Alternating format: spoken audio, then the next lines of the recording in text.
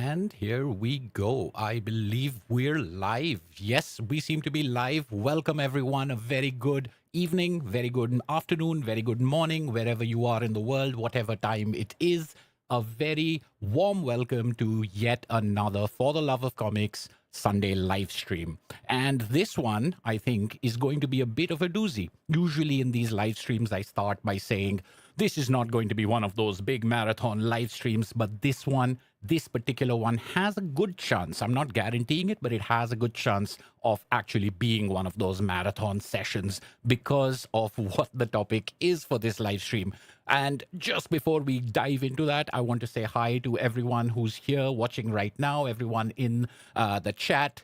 Good to see you. Although, I mean, I see people watching. No one said hello in the chat yet. That's a first. I usually have people saying hello and introducing themselves and saying where they're from. So please, if you are the kind of person who likes to be in the chat, I would love to have you join in and tell me where you're dialing in from, so to speak. This is also the time of the live stream right at the top of it where we do our little hygiene checks, make sure the video is working fine, make sure the audio is coming through all right. It's not clipping, it's in both channels, so on and so forth. The usual notification squad, you guys will know what is expected from you. Colin Taylor, very good to see you. Bunkmaster Beeg, very good to see you. Happy Sunday to everyone. Sound and picture loud and clear in Sheffield, UK. Good to know. And let's talk about some bande dessinée. Exactly, Bunkmaster B. This is what's going to make this one one for the ages, hopefully, this is another one of my tier lists. And I say another one because I've only done one before. I'm usually not a person who likes ranking comics. I can't rank them in my top 10s, my top 5s. I never do. But I make an exception for things like The Adventures of Tintin.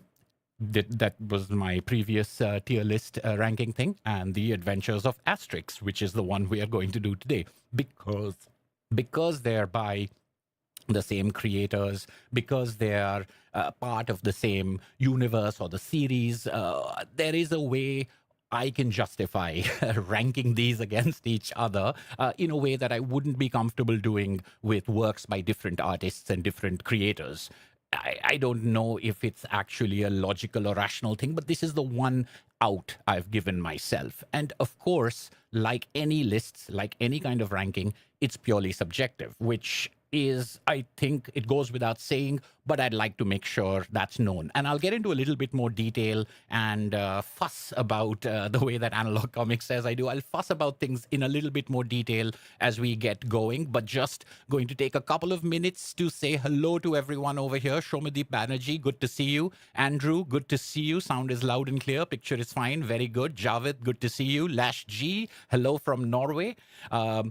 Lash G says he bought his first Asterix album back in 1973 and has loved the series ever since. Wow. I'd love to know if there's anyone here who can beat Lash G's record. I certainly can't. Of how early on were you reading the Asterix series? But of course, whether you're watching this live right now or you're watching a recording of this later, this is not only for people, hopefully, this is not only for people who are big fans of the Asterix series of comics. I would hope that something like this, the conversation around it, particularly with the live chat and the whatever the upcoming hours bring, is also entertaining and interesting to people who are curious about the Asterix series of comics and wanting to know which ones they should try out, because there are many of them. And sometimes I think lists or people's preferences can be a useful guideline in the middle of chaos to give you a little bit of structure. So in case you're curious about the series, or in case you've only read one or two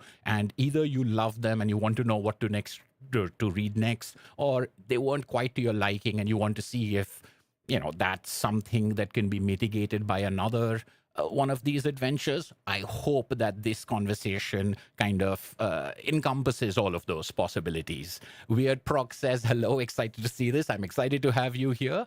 Asterix is one of my all-time favorites, Colin says, and I already had a go at my tier list. Excellent. So Colin has gotten a little ahead of everyone, but I did share with my channel members and patrons the tier list template that I have made on Tier Maker that I'll be using today. And I will also put the link into this chat as we get started. So all of you watching now, or those of you who are going to be watching the recording later, can play along. Or even after this is done, you can take that template where I've uploaded each one of the covers of the adventures I'm going to talk about. You can make some adjustments to it, but you can do a ranking, and then you can have a JPEG, I think you can extract from that. So what I've asked my members and patrons to do is to share those pictures once they've got that. But, you know, I wish YouTube had a way of sharing images in the comments, because I would love to see everyone's tier list using that. But of course, you can always use the comments to do that as well. Just on the Adventures of Asterix, leaving my poor guy Obelix out of the name check. Bunkmaster B says, yes, I know. I really should say Asterix and Obelix, but then why wouldn't I say Dogmatics, you know, as well? So it's just, I'm using Asterix because that's the name of the adventures, but of course we should never forget Obelix.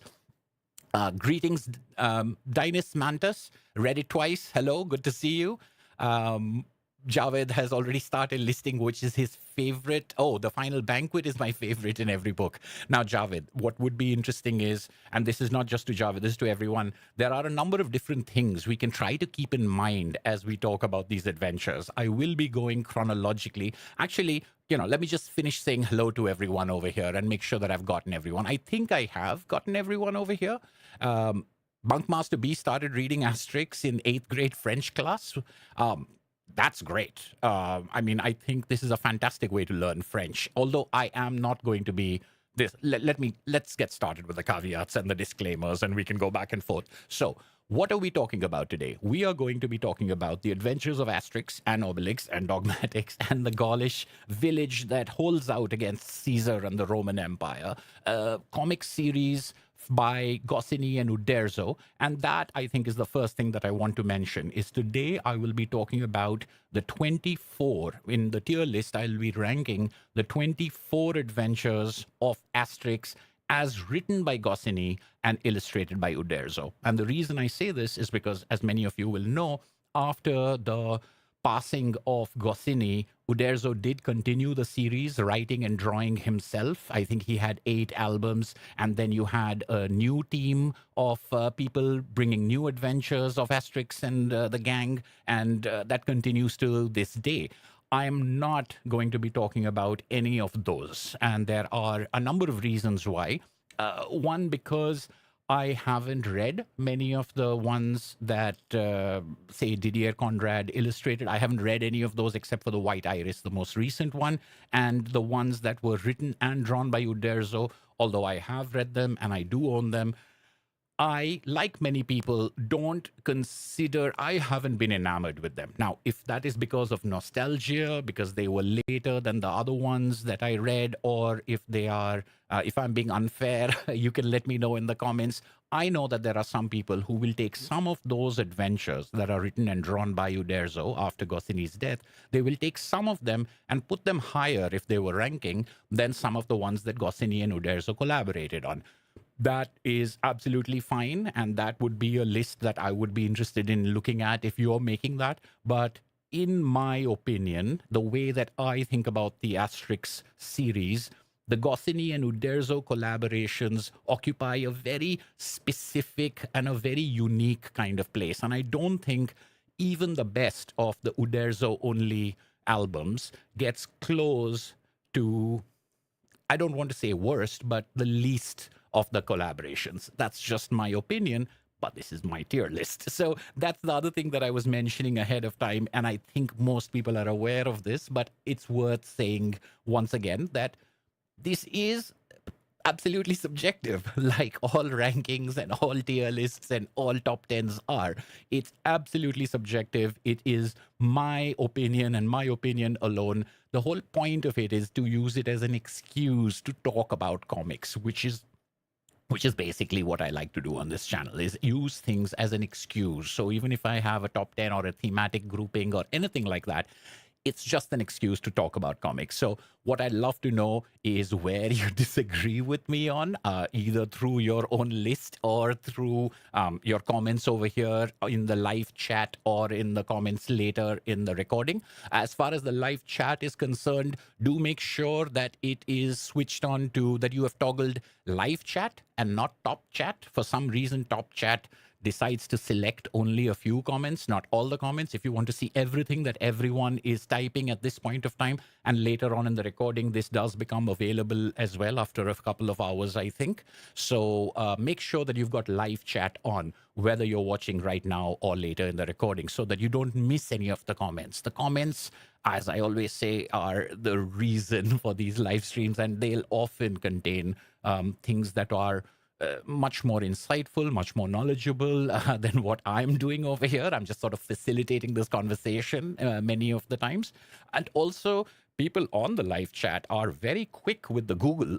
They are looking things up and supplying pieces of information and filling gaps. If there are any doubts I have in my head, I don't go. Right now, it's too chaotic over here with all the equipment and all the different screens. I don't go looking for things. I just put it out there and ask a question, and the chat looks it up and answers. So that's one of the many reasons why you should have live chat on. Sleepy Reader, good to see you. These Romans are crazy indeed.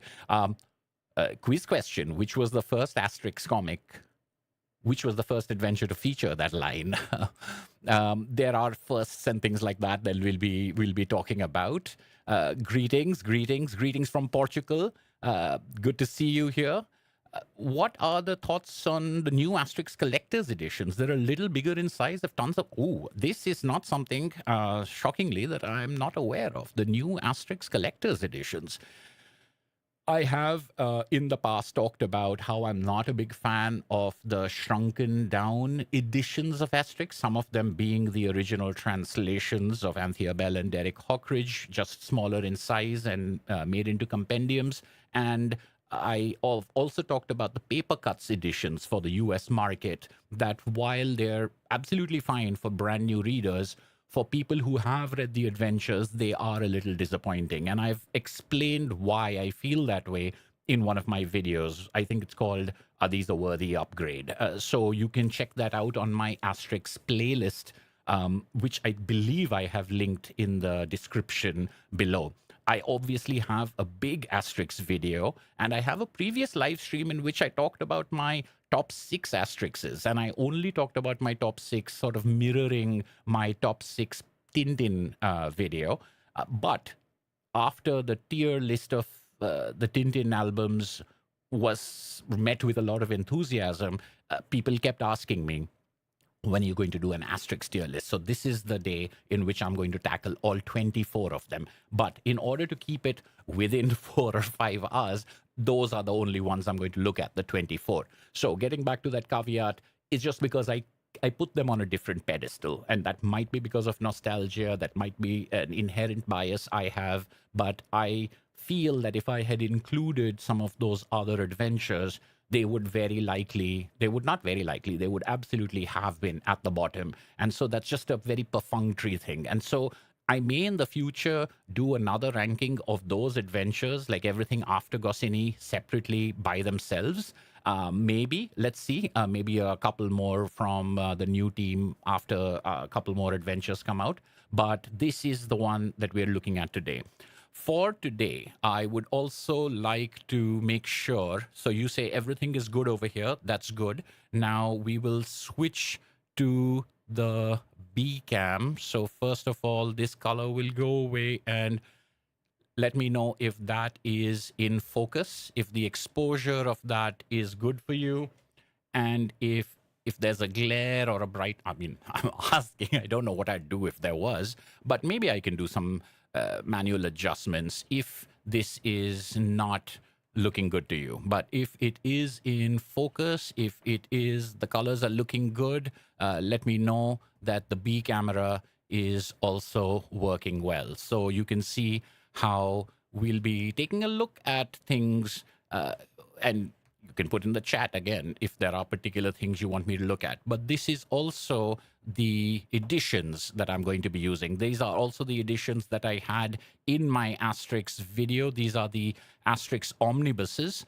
And unlike the other omnibuses that I was talking about that were shrunken down, these are maintained at the full European album size. So these are the Asterix omnibuses from Hachette. They are the ones that I've used and talked about before. I'm not sure if Hachette is still publishing Asterix in English or if that has switched to somebody else. Color back on. So again, you can look this up and let me know in the comments. There's already been that there's already been that comment about the collector's editions that I didn't know about. Andrew says, my first memory of reading Asterix is Asterix the Gladiator in the mid-'80s, and I've collected them all since. And the favorite for the artwork would be Magic Carpet and Cauldron. Interesting. Magic Carpet gets a call out, and that's one of those that's not going to be on our tier list today. So already we can see that, you know, people's favorites may have big gaps. Hi, XYZ. Do I listen to Nine Inch Nails? I've listened to some Nine Inch Nails back in 1995 and 1996. I think these days my Trent Reznor listening is mainly his work with Atticus Ross's movie soundtracks and scores. Kevin, good to see you from Argentina. My best wishes, and best wishes back to you. Fun fact, us Argentinians, Goscinny is Argentine as Diego Maradona. Yes, I've heard people, you know, take into their nationality people that they really love. One of the funny things that I've heard about Bengalis, so I'm a Bengali in India. I'm from Bengal. I mean, I'm from New Delhi, but so famous Bengalis. Bengalis are very proud of other Bengalis, and famous Bengalis include Rabindranath Tagore and Karl Marx and Diego Maradona. So like that, Diego Maradona is Bengali. So I can completely understand what you mean by Goscinny being Argentine. Some of the Uderzo only are quite good. Yes, that's what some people say, and there are good cases to be made for it. And there'll be some people who'll say that some of the later ones, even after Uderzo, are better than some of the ones that Uderzo did by himself, and may even be better than Goscinny and Uderzo. So there's plenty of room for differing opinions on here. Not on topic, but I might, David Peterson of Mouseguard, he was absolutely delightful and talked a fair amount of behind the scenes. He did an amazing Saxon cover. I think I must have missed something. Did you talk to David Peterson, Bunkmaster B? Is that what you're saying? That's awesome. I am, of course, a big fan of Mouseguard, and I'm a big fan of David Peterson. I've recently familiarized myself with the Mouseguard role-playing game, which I thought was terrific. I've never played anything else in that system. I think it's a variation on the Burning Wheel system of role-playing games, but yeah, everything about Mouseguard I've encountered so far, including something like the role-playing game. Black Gold and Asterix and Sun are very good. Yeah, these are the Uderzo only. The new Asterix Netflix miniseries based on the Battle of the Chieftains. I guess Baron Diacre, this would be The Big Fight, or at least in English, it's called The Big Fight. I haven't seen it yet, although I've heard good things about it. Video title, Anshuman can't stop talking about Asterix. Yes, I know. Sleepy, you've got to help me be more contemporary and more connected to the way one should title videos, you know. Bro forgot the best Asterix or something like that. You know, that's the way I really should be labeling myself to gain maximum mileage from the algorithm. Looking good on the overhead. All right, that's good to know. And the other thing that I needed to check, thank you for getting me back on track, Bunkmaster V, is this screen. This is the tier maker website, which I'm going to be using. And this is, I've just basically repurposed the one, as I was saying, the one I used for Tintin. But if this is coming through, then I'll be able to switch away from the screen and, you know, sort of place things in places. I hope that is working for everyone. as well. So there's this camera, or not camera, there's this angle, there is the B cam angle, which is the overhead, and then there is the A cam angle, which is this one right here. This is the smoothest it's going to be all evening. It's going to be chaos from now on. I'm going to be hitting all the wrong buttons, but those of you who are familiar with these live streams will be, you've built up a tolerance for this. And though if it's your first time here, welcome to the show. In the 80s, there were hardcover collections with wild boar skin. Oh my goodness. I'm simultaneously scared and fascinated by the idea of Asterix editions being bound in wild boar skin. I'm not sure what to think of it. I mean, I guess it's leather, so leather is leather. A little glare on the left page. Yeah, that's the problem with the lights, is that if I want it to be so close to give me the right exposure, I'm going to have a sort of hotspot. I do think it's a good observation. But I don't know if there's much I can do about it. Maybe I can just move the entire thing to, the right. I could move the entire camera to the right, but I'm so worried about knocking it over. I'll pull things to this side, Javed, if it gets unreadable. But this is mainly for giving us a sense of what it is we're looking at. And I'm going to move my chair when I'm actually looking at this closely. So, where was I?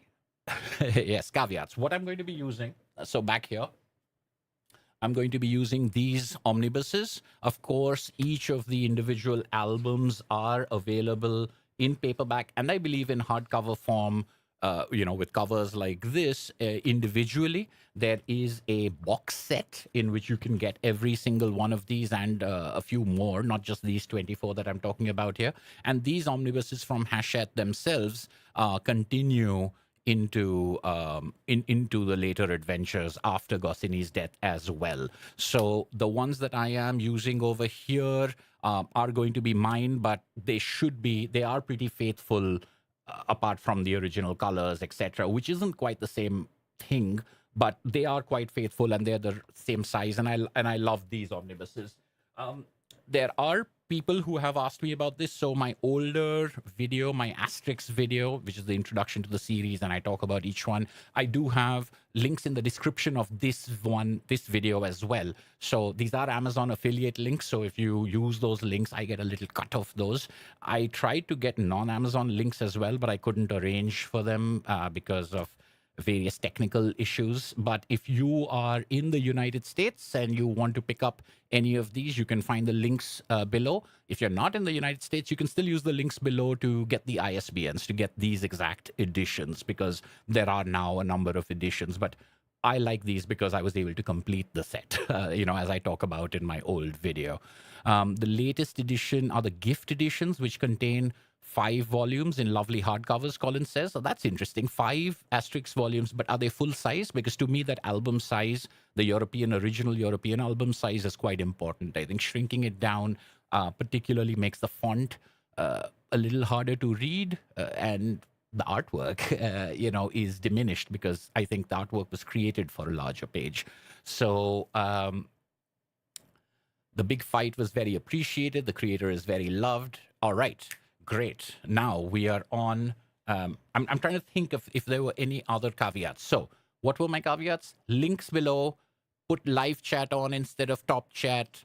We are using the albums. We are using the Hachette omnibuses. The tier list. Oh, that's right. Yes. So I had shared this with, as I was saying, with all of my patrons and channel members ahead of time in case they wanted to get started.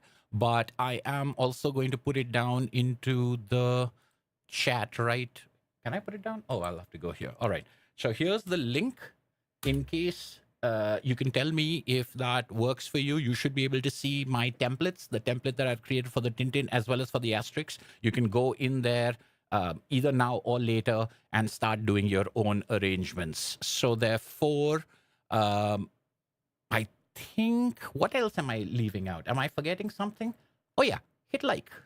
Hit the like button, please. I would love, because I'm doing this experiment every live stream, I'm actually asking people to hit the like button as soon as they're on, so that the live stream, while it's running, is shown to more people. Because one of the odd things that I've noticed about YouTube is it's not necessarily sharing my uploads, my streams, my posts with all of my subscribers. A lot of people said, I didn't know you had posted another video. I seem to not have gotten any notifications, etc. And I don't really like telling people, all right, make sure you hit the bell icon to make sure that you get all notifications. But I guess that makes a difference, because if you don't explicitly tell YouTube, and this might be fine with you, you don't explicitly want to get notifications for every one of my uploads, but I have seen recently that my videos get much fewer views and my live streams get much fewer views than they used to. Now, of course, it might be because they're just not as good or as interesting, and that's fine. But I think if there are other things at play, the algorithm changes, etc., there's not much I can do about it. But the experiment is, if you hit like, I want to see if more people join the live stream, if more people, and after that, if people want to drop off or if they don't enjoy what they're watching, that's fine. But if just as far as the awareness is concerned. So if you want to help me out by hitting the like button, that would be much, much appreciated. I think we're finally at the end of 26 minutes. We're at the end of the caveats. We're at the end of the introductions, and we can now get into my personal ranking of the 24 Asterix albums by Goscinny and Uderzo. I'm not going to get into the history of these things. I am going to allow the readers of in the chat to say which year they came out and things like that. That's really for another video, and I think that's there in my original video, in which I go through that chronologically. I am going to be approaching these albums chronologically right now, but we'll start and we'll go three at a time, because each of these albums contains three adventures. So we'll look at them three at a time. The first volume contains Asterix the Gaul, Asterix and the Golden Sickle, and Asterix and the Goths. And I think, let's get started. Asterix the Gaul, probably the most famous cover in some ways, just because this is what introduced Asterix to the whole world. Now, this cover itself seems to have seen some changes since the first edition. The punch used to be an uppercut, I believe, in the first edition, or maybe other editions, but it is variations on this. It's a very simple cover, because this adventure doesn't really have anything other than setup and introduction to the characters, the world, and the locations. And of course, this thing that we saw in all the Asterix albums when we were growing up, this introduction to 5 major characters and giving you a little bit about them, this wasn't there in the originals, I don't believe. So you had to get that introduction through the story. And Asterix the Gaul does a very good job of setting up the world of this one Gaulish village that still resists Caesar, even though all of Gaul has fallen after the surrender. And the idea of this story is not just to establish this world, but also to establish the dynamics of these characters in this village, to tell us about the magic potion that the druid brews for them, menhir delivery. A lot of the classic features of Asterix are there from the very beginning. You have the chief, and not just Asterix, Obelix, and Getafix, but you have the chief and the bard Cacophonix.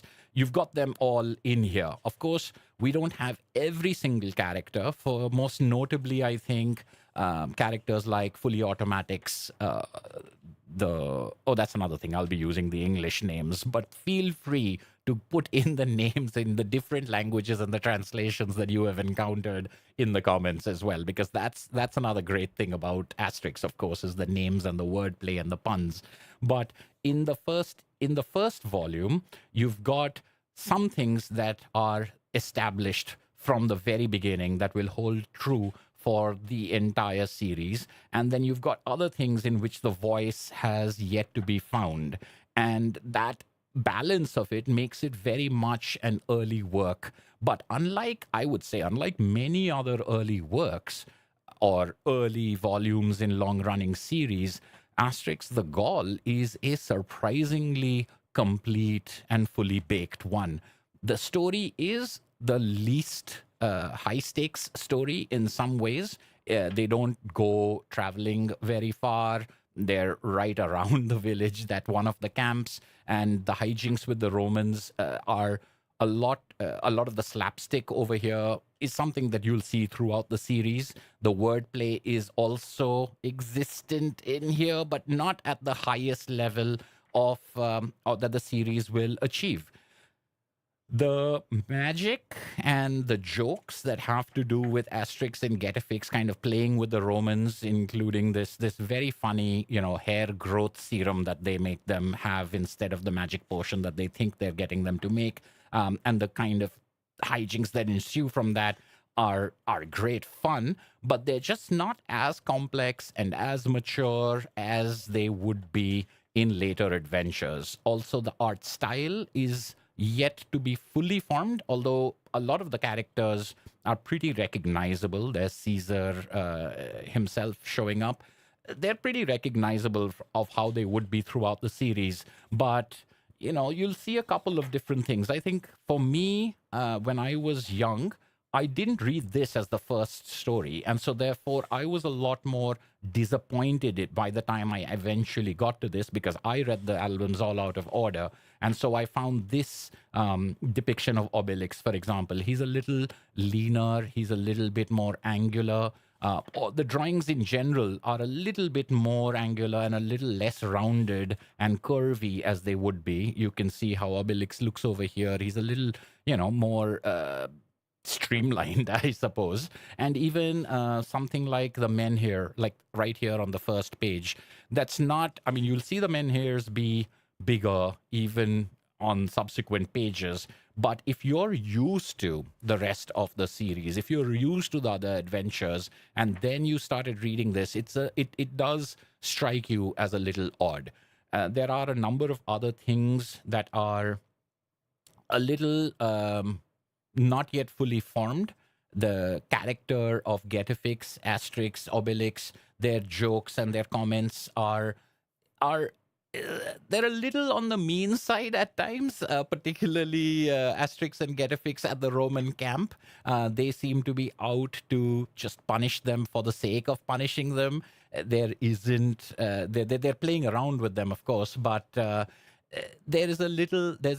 in later adventures, Asterix, Obelix, Getafix, they all seem to be a little bit more wise. They seem to be, their actions are a little bit more, how can I put it? They're a little bit more justified. Not to say that they're unjustified over here, but the comedy over here, the hijinks over here are pretty good, but they're not at the same level, as I said, as they were before. Now, one thing that I will say that I found myself surprised at how much I enjoyed reading this. Oh, that's one of the caveats I forgot. I did not go by my earlier rankings. I didn't watch any of my earlier videos. I didn't watch my earlier live stream. I have no idea what I've said before. So I wanted to take a fresher approach to this, and I wanted to reread things, particularly ones that I hadn't read in a long time. So when I was a kid, I owned many Asterix albums, but I didn't own them all. And some of them I borrowed from friends or read at friends or borrowed from cousins or read at cousins and things like that. So I have a sort of tenuous connection with some of them, or more tenuous than others. So some I've read and reread over the years so many times that they are absolutely memorized. And there are some that I've only read once or twice. And so therefore, some of my likes and dislikes might only be a question of frequency. I'm more familiar with something that pops up very often in conversation, particularly when talking about our favorite Tintins. It's amazing how many people say, this is one of my favorites, or this is my favorite adventure, and it was the first one I read. And to the point where you can't ignore that anymore. It's like the first one we read tends to be, more often than not, in our top favorites, if not our absolute favorite. So I wanted to avoid that sort of, as far as possible, I wanted to try to mitigate that shadow of nostalgia. So these rankings and these conversations are going to be about my current read on it. And there, I really, really disliked Asterix the Gaul originally because, as I said, I read it very late and I read it after a lot of other adventures. So it seemed more flimsy, it seemed more half baked, and in comparison. However, taking a fresh look at it and starting and trying to put myself into the shoes of people who would have first started with this and read this as their first adventure, I found myself quite surprised. I found myself quite pleased with this book. And this is, spoilers now, since we're on the first one, this is always going to be the lowest ranked. I know that there are some people who will put this quite high just because it's the first book. They'll put it quite high because it establishes and very formatively gives us something that is quite complete, as I was saying. It's not like a lot of other series that took a long time to find its voice or took a long time to get to its actual final form and, sort of reset itself or re-envisioned itself. It's very much the Asterix series that we have, no matter what I'm saying about it, is very much there from the very beginning. So I know that there'll be many people who will say that, no, this is better than some of the others, but I've always considered it my least favorite. But when I come to my, now we get to the tier list. When I come to my tier list, what I'm going to do over here is, this would have been the lowest, but I think, oh, I forgot to explain my tier list, but this is the same thing as this is the same thing that I had when I did Tintin. I've got not good, not bad, pretty good, great, excellent, and sublime. And the first thing I'm going to do is I'm actually going to get rid of this not good row, because I don't think there is any Asterix adventure, at least in these 24 that we're looking at today, that I would classify as not good. So Asterix the Gaul is the least of these adventures, and even Asterix the Gaul I would put into the not bad category. I would say it's funny. It definitely does a great job of setting up the world. It does a great job of establishing our major characters, even though we'll get a couple more in other adventures. And it's funny. It's got wordplay. It's got the Romans. It's got a great name. I think the Roman centurion in charge of the camp is called Christmas Bonus. Now, I'm not going to be able to get into every single one of these, but if you in the comments want to keep talking about whose names, or like which names are there, I think the idea is Christmas Bonus is a pretty funny name. I wish I had done really good prep and sort of made a list of names and ranked the names of the Romans or of the Gauls or of the other people that we meet. But I would say least of them, but still it's going to be in the not bad category. So the first book, Asterix the Gaul, not bad.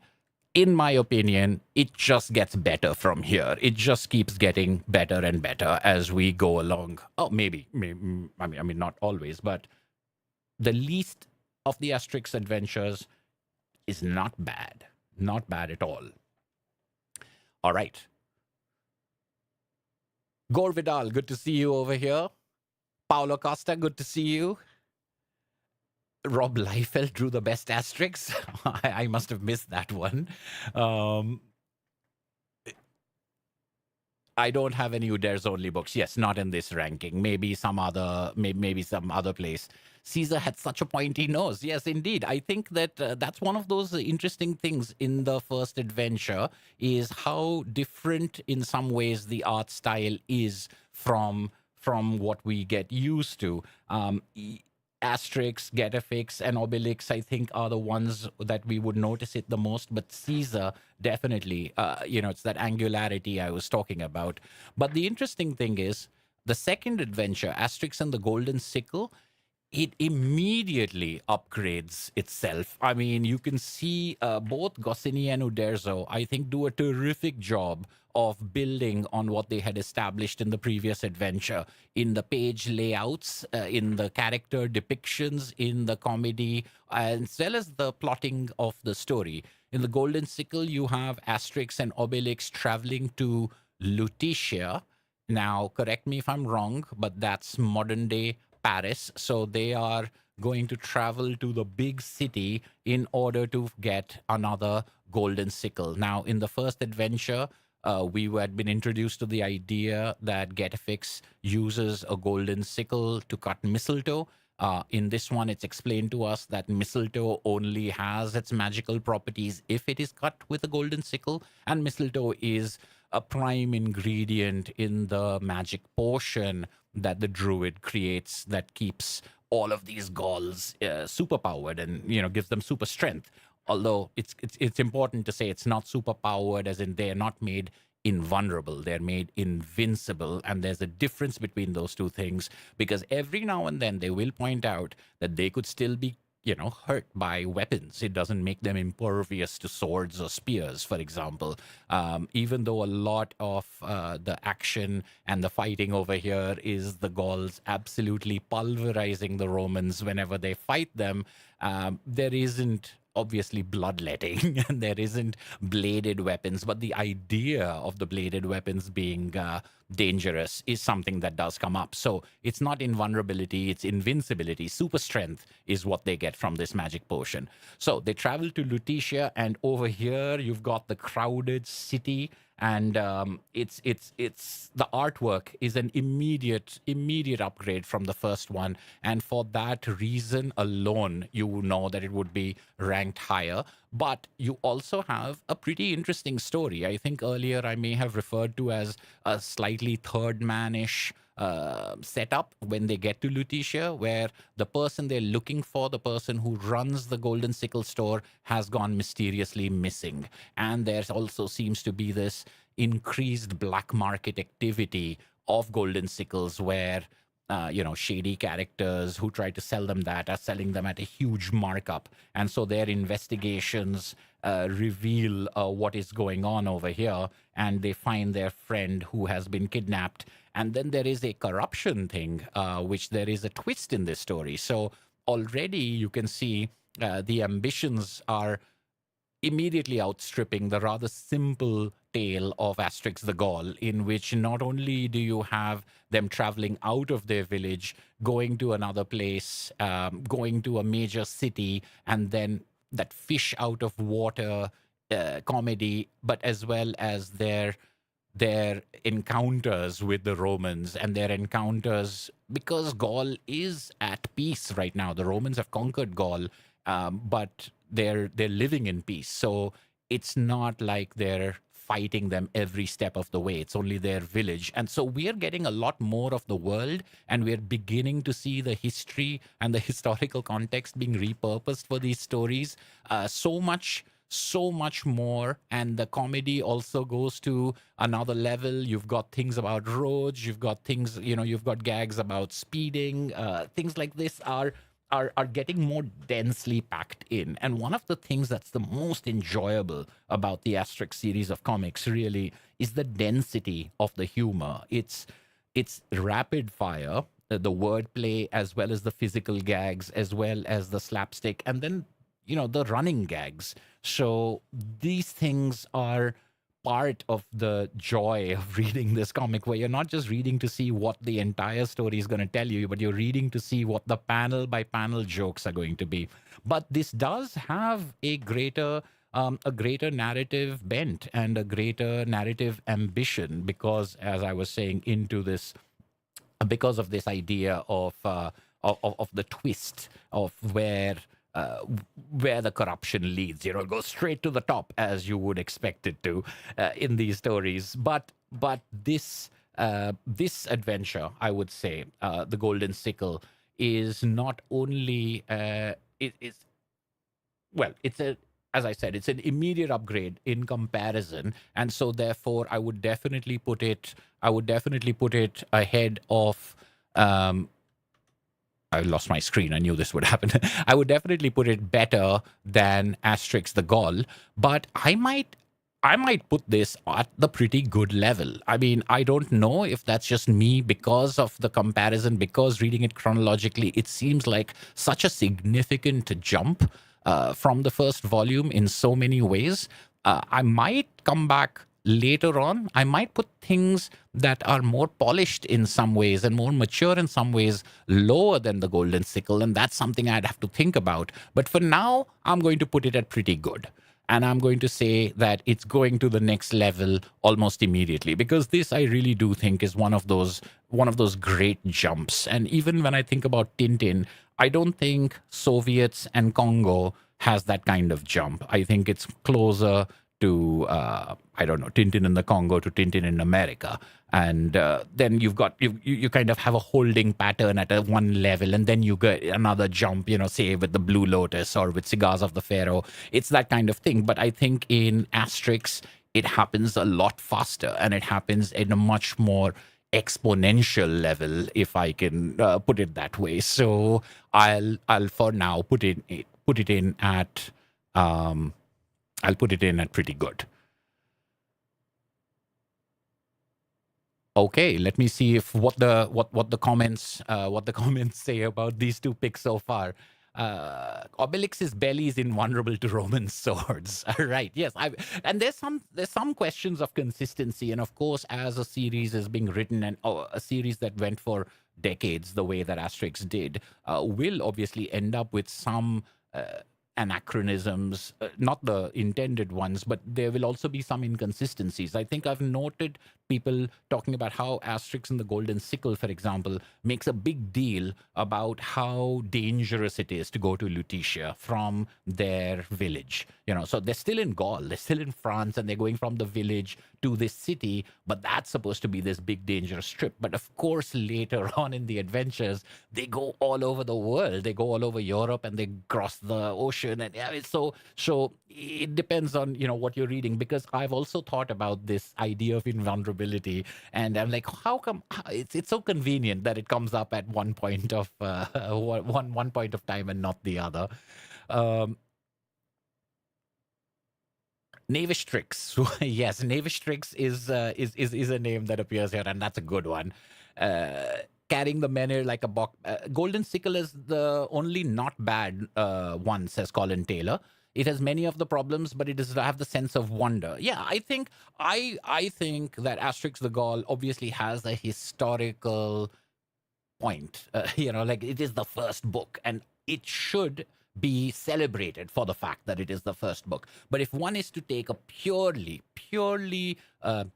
objective, and I am being a little ironic about purely objective, if one is to only compare the adventures to each other and leave aside historical significance and the fact that the world first saw Asterix and Obelix and first got a sense of this wonderful world of where the Roman Empire has got this one small village because of this magic potion, all of these great ideas, they're all there from the beginning, as I was saying. Obelix having fallen into the cauldron as a baby, and therefore being permanently super strong, but also having this kind of cuddly demeanor as opposed to the more pragmatic and practical Asterix and Getafix. And obviously, Asterix and Obelix are the two we think of as partners. In the first one, it's really Asterix and Getafix, kind of poking around with the Romans and torturing them for no other purpose other than to have some fun. I mean, they explicitly say, let's have some fun with the Romans. That's their entire point. I think there are obviously other adventures in which certain things happen, but they all have to do with ego, or they have to do with honor, or they have to do with, there's something larger sort of driving the things. And the first one, it's not there. And I think the second one having that sense of purpose, of wanting, of needing one, but it's not just a simple fetch quest. There is an added complication, and there's an added complication. So that added complication nature of it gives it a sort of integrity that I think Asterix the Gaul maybe lacks. Also, Asterix the Gaul, like a couple of other adventures, feels very anecdotal or very episodic, or things just happen and then something else happens, and it's got that little structure in it. But the Golden Sickle while all the adventures are sort of that way, the Golden Sickle kind of multiplies that. So that's why I give the Golden Sickle a slight edge over Asterix the Gaul. But again, these are early days and they're in the early parts of the ranking. Moving on to Asterix and the Goths. I hope everyone is following along all right over here, and the sound and the video continues to be okay. I'm just moving the mic around all the time. So Asterix and the Goths has these German Goths coming in to Gaul in order to kidnap Getafix. So one of the things that this has is that it's sort of, there is a little bit of a repetition in which Getafix is the object that, like in the first one, Getafix was captured by the Romans because he's the one who knows how to make the magic potion. In this one, the Goths want to capture whichever druid wins the contest in the forest of Carnutes, and they are there to spy on. They're there to spy on that contest, see which druid wins it. That's the most powerful druid, and that's the one they're going to kidnap to take back to their land. Now, apart from that aspect of, again, it's about Getafix, again, it's about the magic potion, which it will be for a few, for a couple of adventures every now and then. I think Asterix and the Goths is sort of again, it's a step forward in some ways. It's not as big a leap forward as the Golden Sickle is from Asterix the Gaul, but it does have great humor, particularly at the border with the sentries at the border. There's one particularly hapless sentry who keeps getting bashed on the head as people go back and forth over the border, and he keeps trying to warn his superior that they're being invaded, but his definition of invasion is constantly being doubted. I think that's the funniest bit over here. The thing that as a child I never enjoyed was this particular panel of Getafix. And again, this might have been because this is a later read for me, even though it's an earlier book, as I read them out of, and him going, I'm the greatest, I'm the greatest, I'm the greatest. This his self-obsession or his vanity over here is something that you don't see much of. I mean, you see a little bit of Getafix getting mad or getting upset, etc., but he's generally a very Gandalfian wise man in most of the other ones, except when he gets bonked on the head or something like that. So this seems a little inconsistent with the rest of the adventures, but as a standalone thing, I suppose it's funny enough. The other thing about this is that it seems to, I think I've heard people say that this is a kind of anti-German comic and it has a little bit of, I don't know, xenophobia in it. And now this is something that is interesting about a series that I love and a lot of us love. And there are always criticisms, and there are, I mean, I don't think it's to be doubted. And I think that particularly in the representation of African characters, etc., there'll be things that will bother the modern reader. And they are obviously objects of their time. Having said that, to me as a child in India, I think a lot of these things went over my head. And I'll talk a little bit more maybe about the depiction of the Numidians or the Africans, the black slaves. The way they're represented is very caricaturized along the kind of traditionally racist depictions. To me, it's something I realized later in life, because to me it was all cartoonish. But what the baggage is of a particular representation, I think that's a much more complicated thing, and that's something I got to later.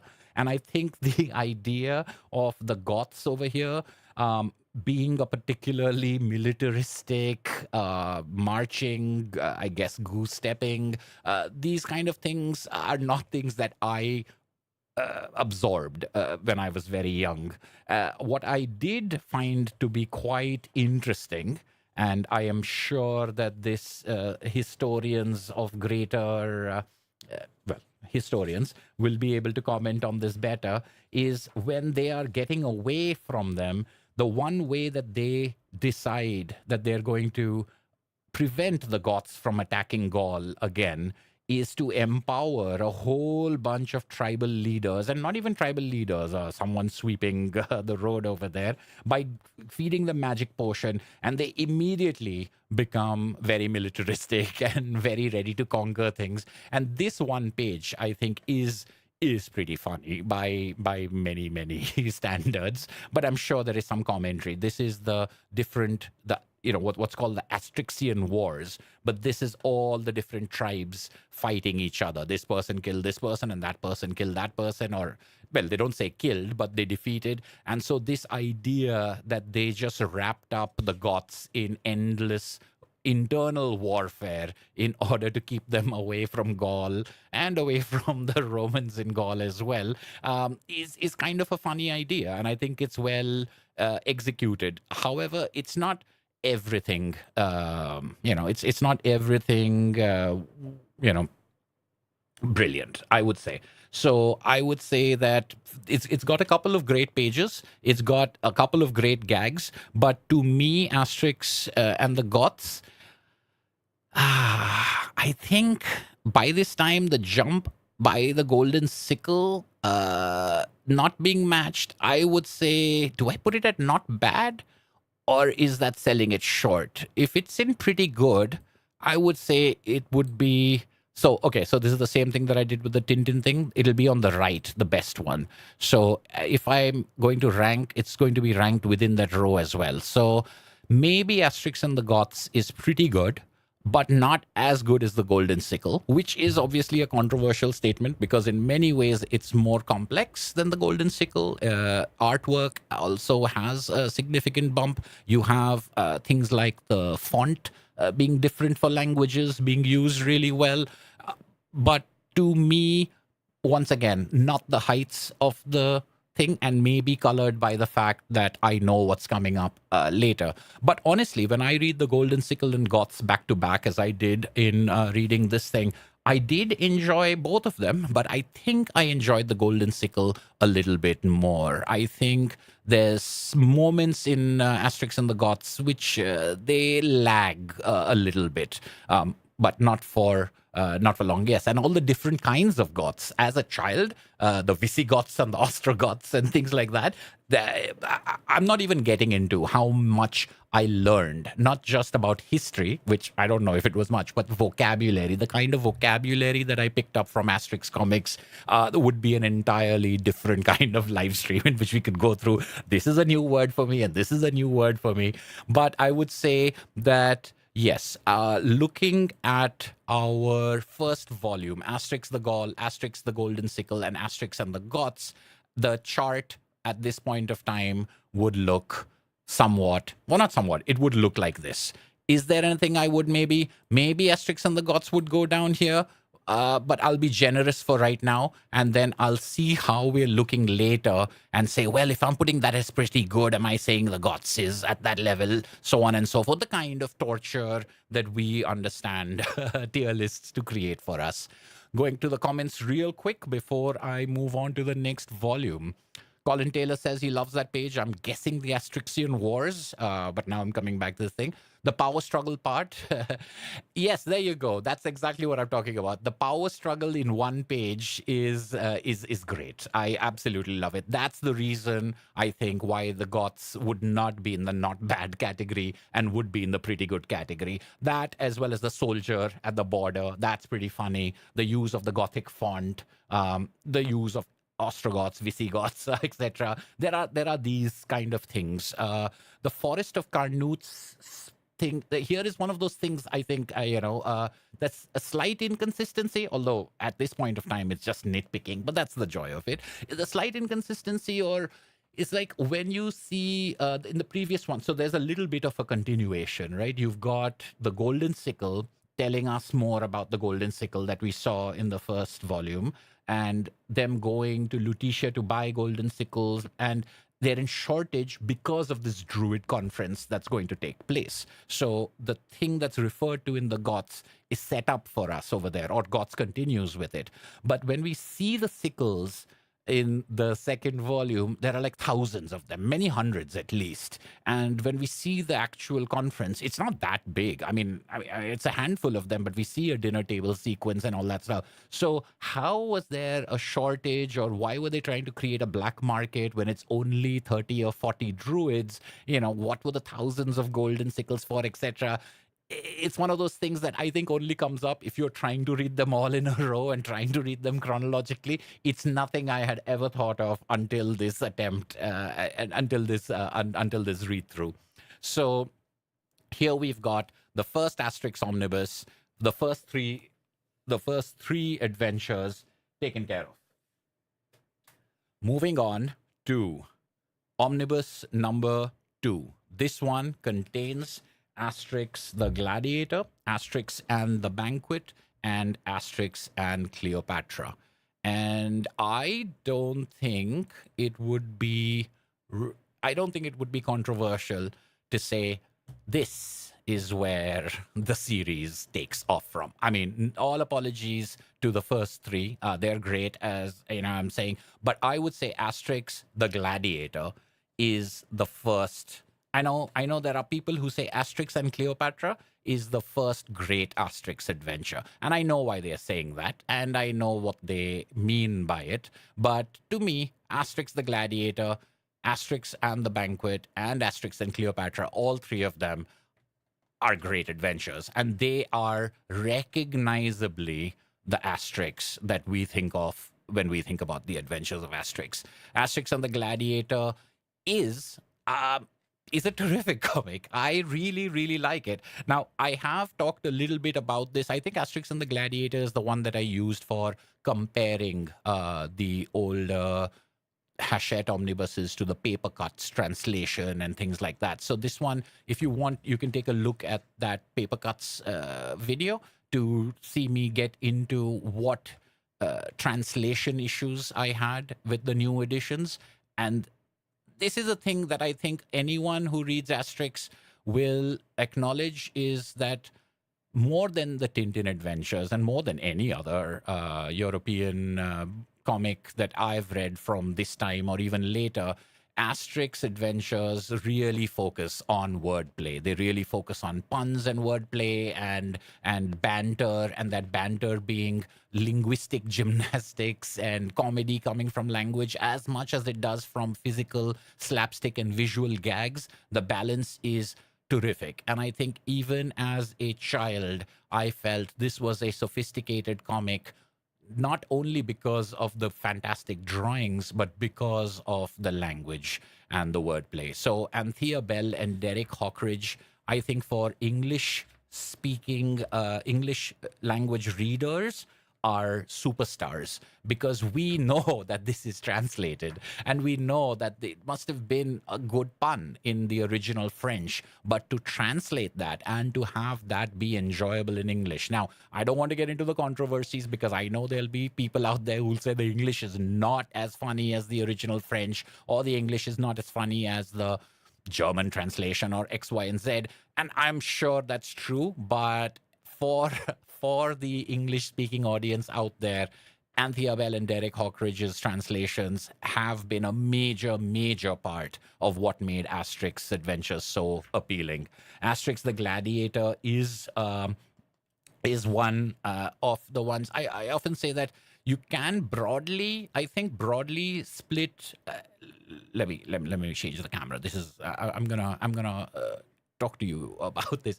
I think broadly the Asterix adventures can be looked at as ones in which they leave the village, and so therefore it's these guys from that background as fish out of water in other places, and they're traveling and they're encountering other societies and other cultures and other people, or it's about things coming to the village, so an outside force. And now not every one of this falls into, but very broadly speaking. So I'm interested and intrigued in each of those. So somewhere at the end of this, whenever we end this live stream, it might be worth looking at how that racks up, of like how many of the great ones are ones where they go out, and how many of the great ones are where someone comes in. So Asterix the Gaul is like they're somewhere in the village. They go to, Compendium, I think. They go to one of the armored camps that's around there. Asterix and the Golden Sickle, they go to Lutetia. So they're leaving the village, and it's definitely a fish out of water story. They're in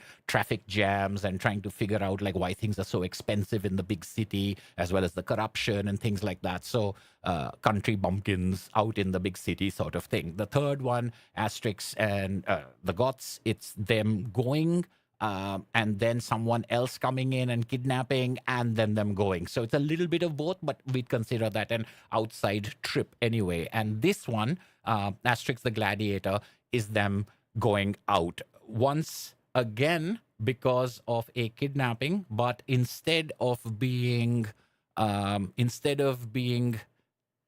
druid Getafix, this time it's the bard Cacophonix, whose hairstyle and look is still not completely evolved to his final stage, but it's getting there.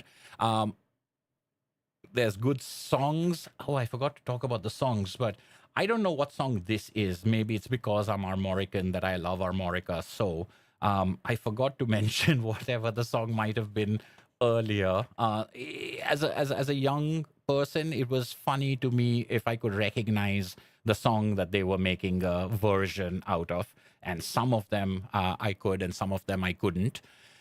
Over here, you've got a gag with parsley being shoved into the ears of the soldiers so that they're not hurt by his singing. They want to capture him as he's supposed to be the least dangerous. Of course, they don't know what they're getting into. He's kidnapped and taken to Rome as a present for Caesar, and Asterix and Obelix set out to find him.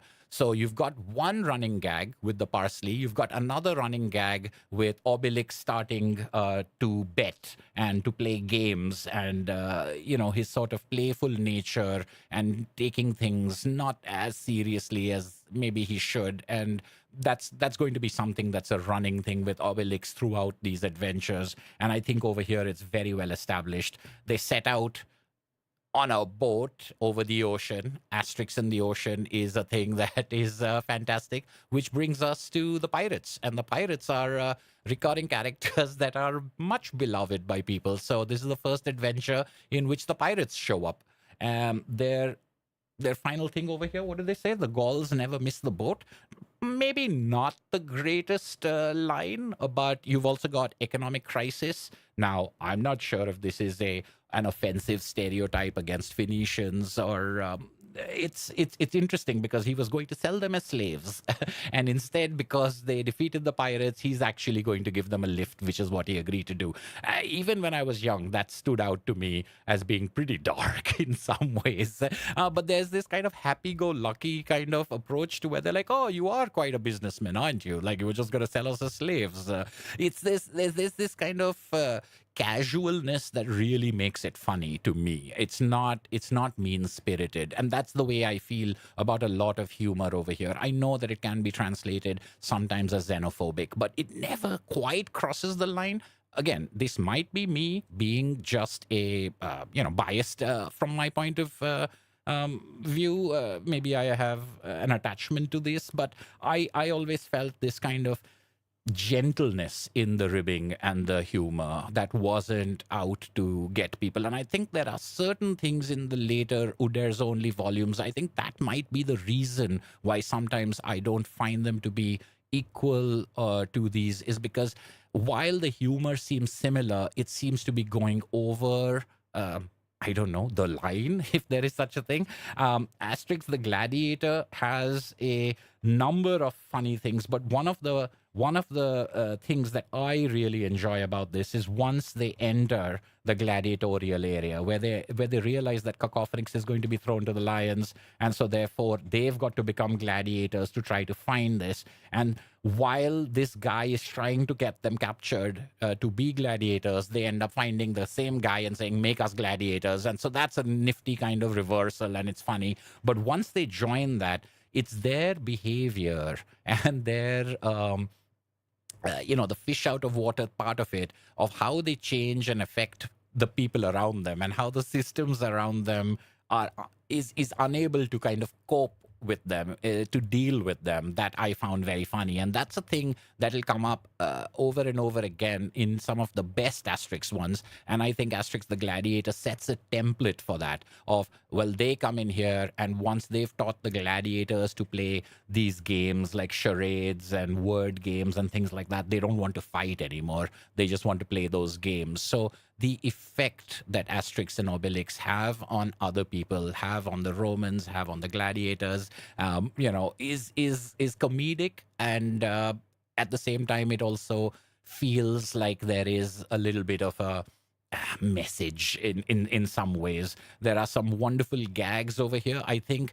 the second part of this book is really good. I think the first part is pretty good, but everything from when they become gladiators onwards is funnier and funnier, and the entire sequence in which they go out on the chariots, and then the lions themselves are scared off by Cacophonix's singing and the insults, and then the gladiators sitting around and playing a game, and then the idea that Caesar responds to the fact that the crowd has really enjoyed themselves. And so, irrespective of his unhappiness and dissatisfaction, it's like, if the people have enjoyed it, then you guys are good, and then it's long live Caesar. There is something very interesting about that populism and the move towards populism and bread and circuses, and what kind of circuses will keep people, going. It doesn't have to be violent. It doesn't have to be death, or all of that stuff to me, even as a young reader, was very appealing. And when we look at it even as an adult, I think it works really well. So I would say that, yeah, I consider Asterix the Gladiator a significant bump up in quality and in entertainment and in enjoyment. And so therefore, I'm going to put this as my first great adventure. Yeah, I think it's great. It might have to do with nostalgia. But I really, when I come back to it, I find it as the first great adventure. Now, when we move on to the next one, Asterix and the Banquet, I think this is one of those that I was surprised by. I considered this a very highly ranked one, and rereading it recently, this is one that seems to have fallen. And again, I don't really, it's all relative, of course. I don't think it's bad by any means, but it's just something that I'd always thought was great, because they go all across France and they pick up some food, a famous food from all over. But I did find the bet and the placing of the bet, which is a thing that shows up again in other adventures. And this becomes it's a question of ego. It's a question of, we are free to go anywhere in our country. You can't stop us, because the Romans have built this stockade saying that if we can't conquer you, we'll stop you from going anywhere and steal you in. They seem to be able to break out of the stockade, no problem. They seem to be able to, at the end of the story, break in through the stockade, no problem. But they're going to go all across France. And I really loved this Tour de France idea. And I still do. I still love it. But unfortunately, or on this reading, I found the artwork to be terrific. I found the action to be wonderfully animated, but the story very stop and start. I did love us coming back to Lutetia. In fact, I think this view of the traffic jams of Lutetia is even better than anything we saw in the Golden Sickle. This particular panel is one of my all-time favorites. There's just something about the way it's laid out, and the comedy in this is good, but it is stop and start, and not every one of these chapters or mini chapters within it is of the same level. I really did like the used car salesman selling them a fake chariot. Like this horse is just painted black and the rain washes it off and it's not as cool looking, and then the wheel falls off and things like that. So then they take the breakdown cart, and then they take a Roman, and the Roman speaks on their behalf, and that's how they get through the barricade. This stuff is pretty cool, but like the weight of this story seems a little off to me. Like you spend like 2 or 3 pages, on that one thing and going from one point to another, and then you spend a few panels getting champagne and getting knocking one guy out, and then you move on to the next thing.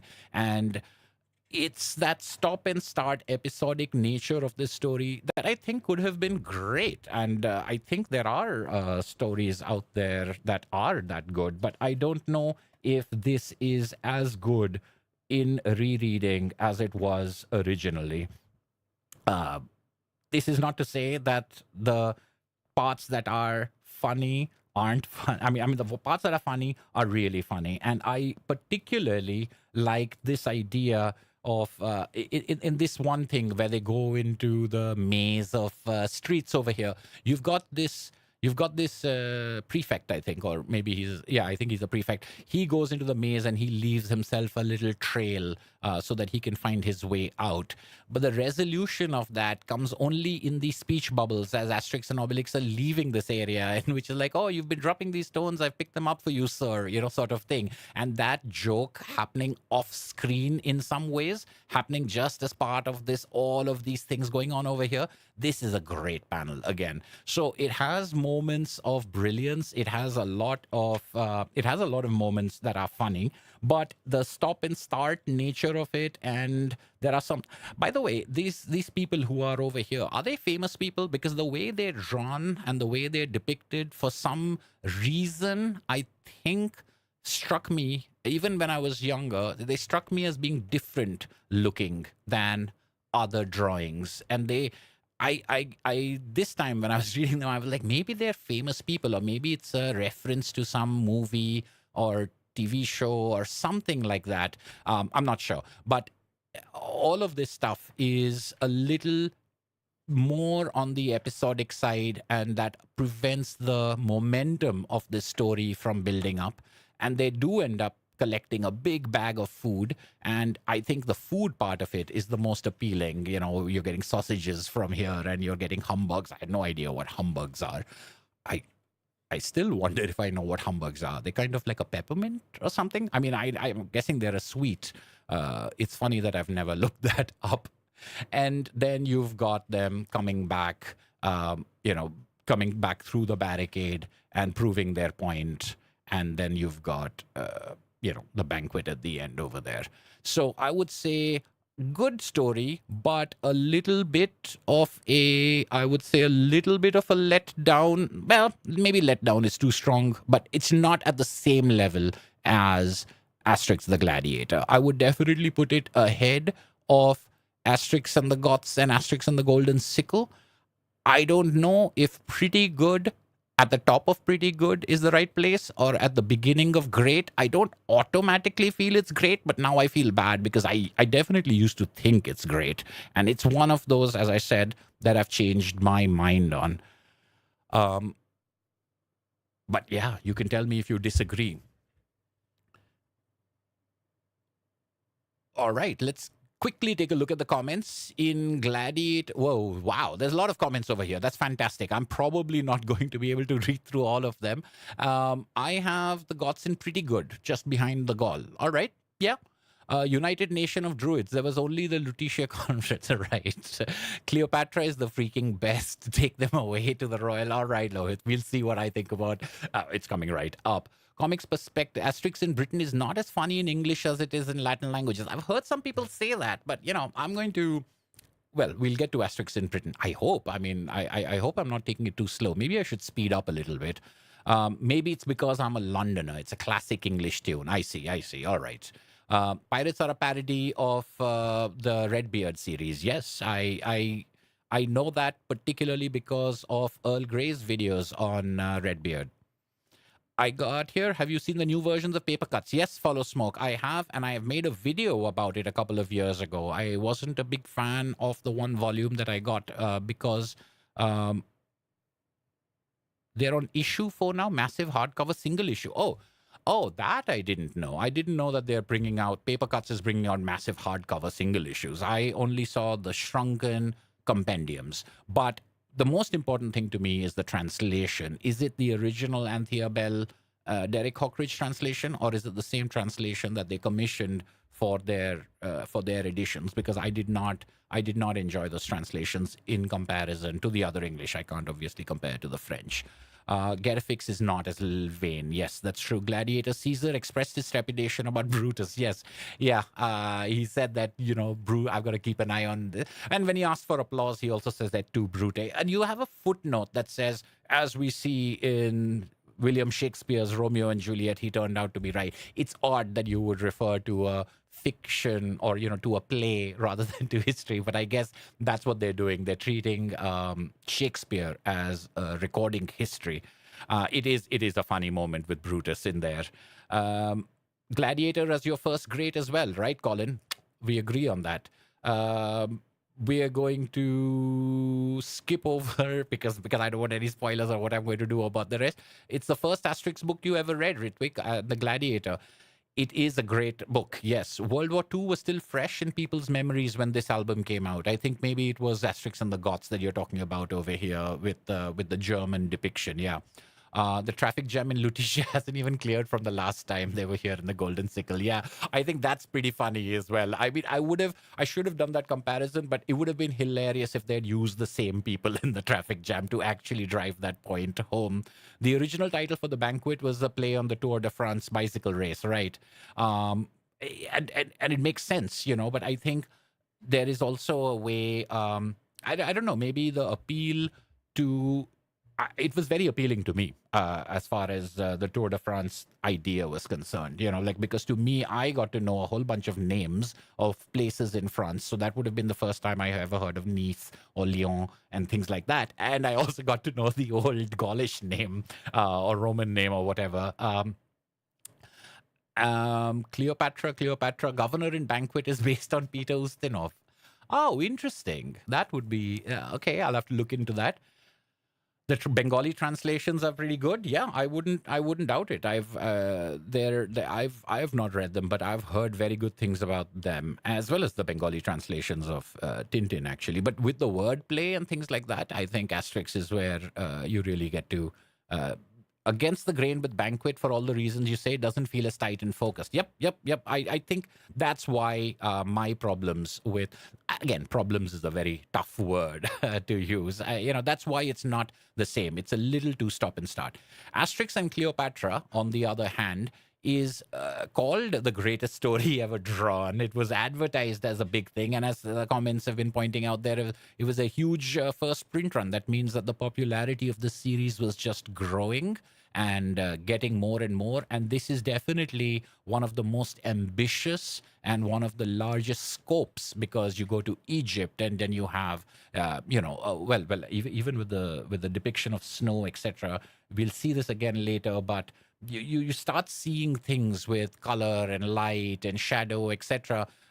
Really go to another level. So as far as the art and as far as the kind of frames, the kind of layouts, the kind of use of design, etc.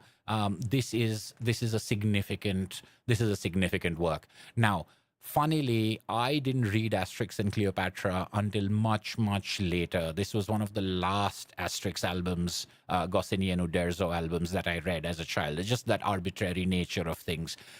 This is, if Asterix and the Great Banquet is something that I used to be really fond of, and it seems to have gone down a little. This is one, like Asterix and the Gaul, that seems to have gone up a little. Now that I read it, I find it to be, when I'm reading it chronologically, I find it to be a significant jump, again, from what we have seen before, as well as a lot of very interesting, like, close quarters storytelling, then suddenly epic, then suddenly gags, then suddenly epic, but holding it all together with a certain unity and integrity that I really admire.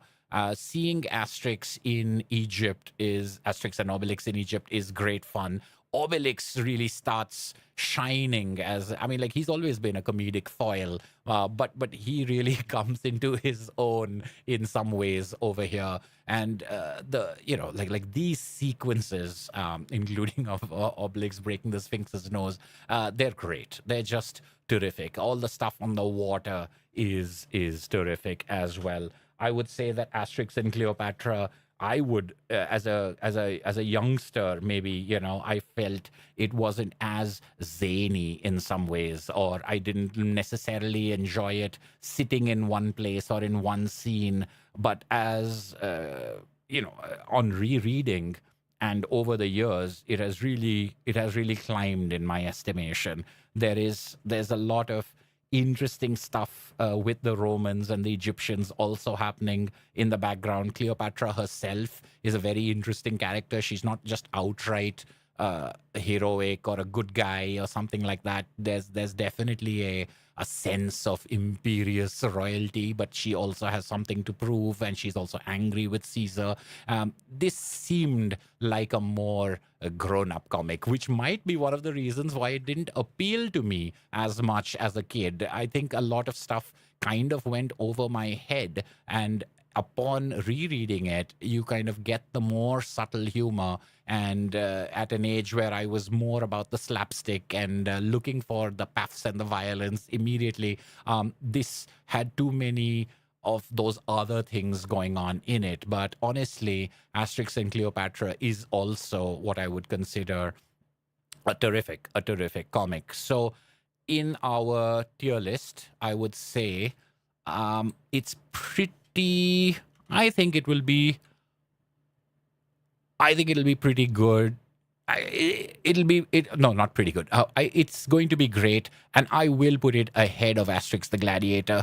But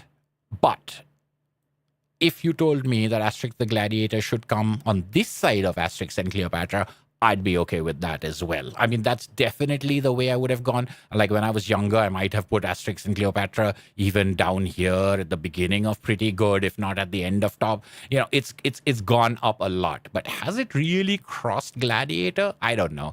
I mean, this is ambitious. It is technically proficient. It is mature. But Gladiator just has an effervescence to it. And it creates a template that I think is very well played with in further stories.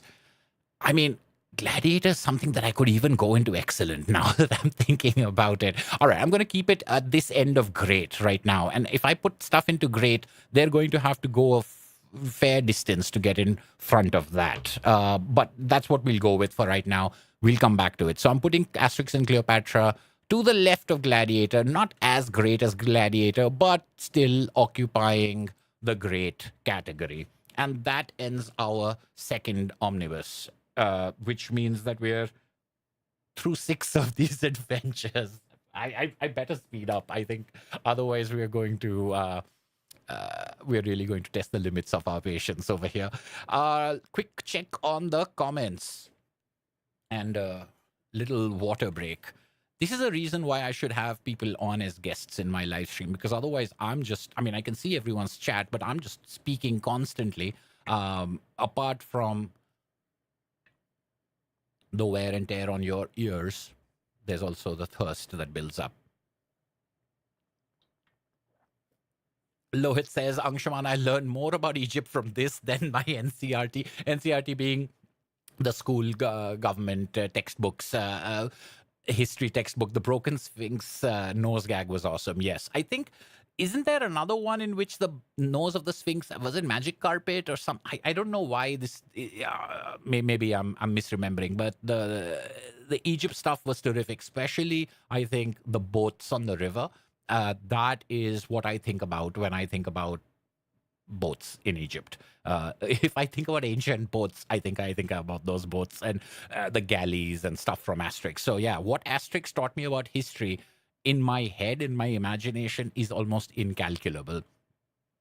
The animated film version of Asterix and Cleopatra from 1968, Paulo Costa says, is very good adaptation of the story, and even the musical moments. Oh, interesting. It has musical, like actual songs in it. Colin also has Cleopatra at great, but at the top end of the great. Okay. Where did I put it? I put it at the bottom part of the grate right now. Interesting. Stakes were high in Cleopatra. Yeah, you were a more precocious kid than I was, Colin. I kind of didn't get Cleopatra when I was young.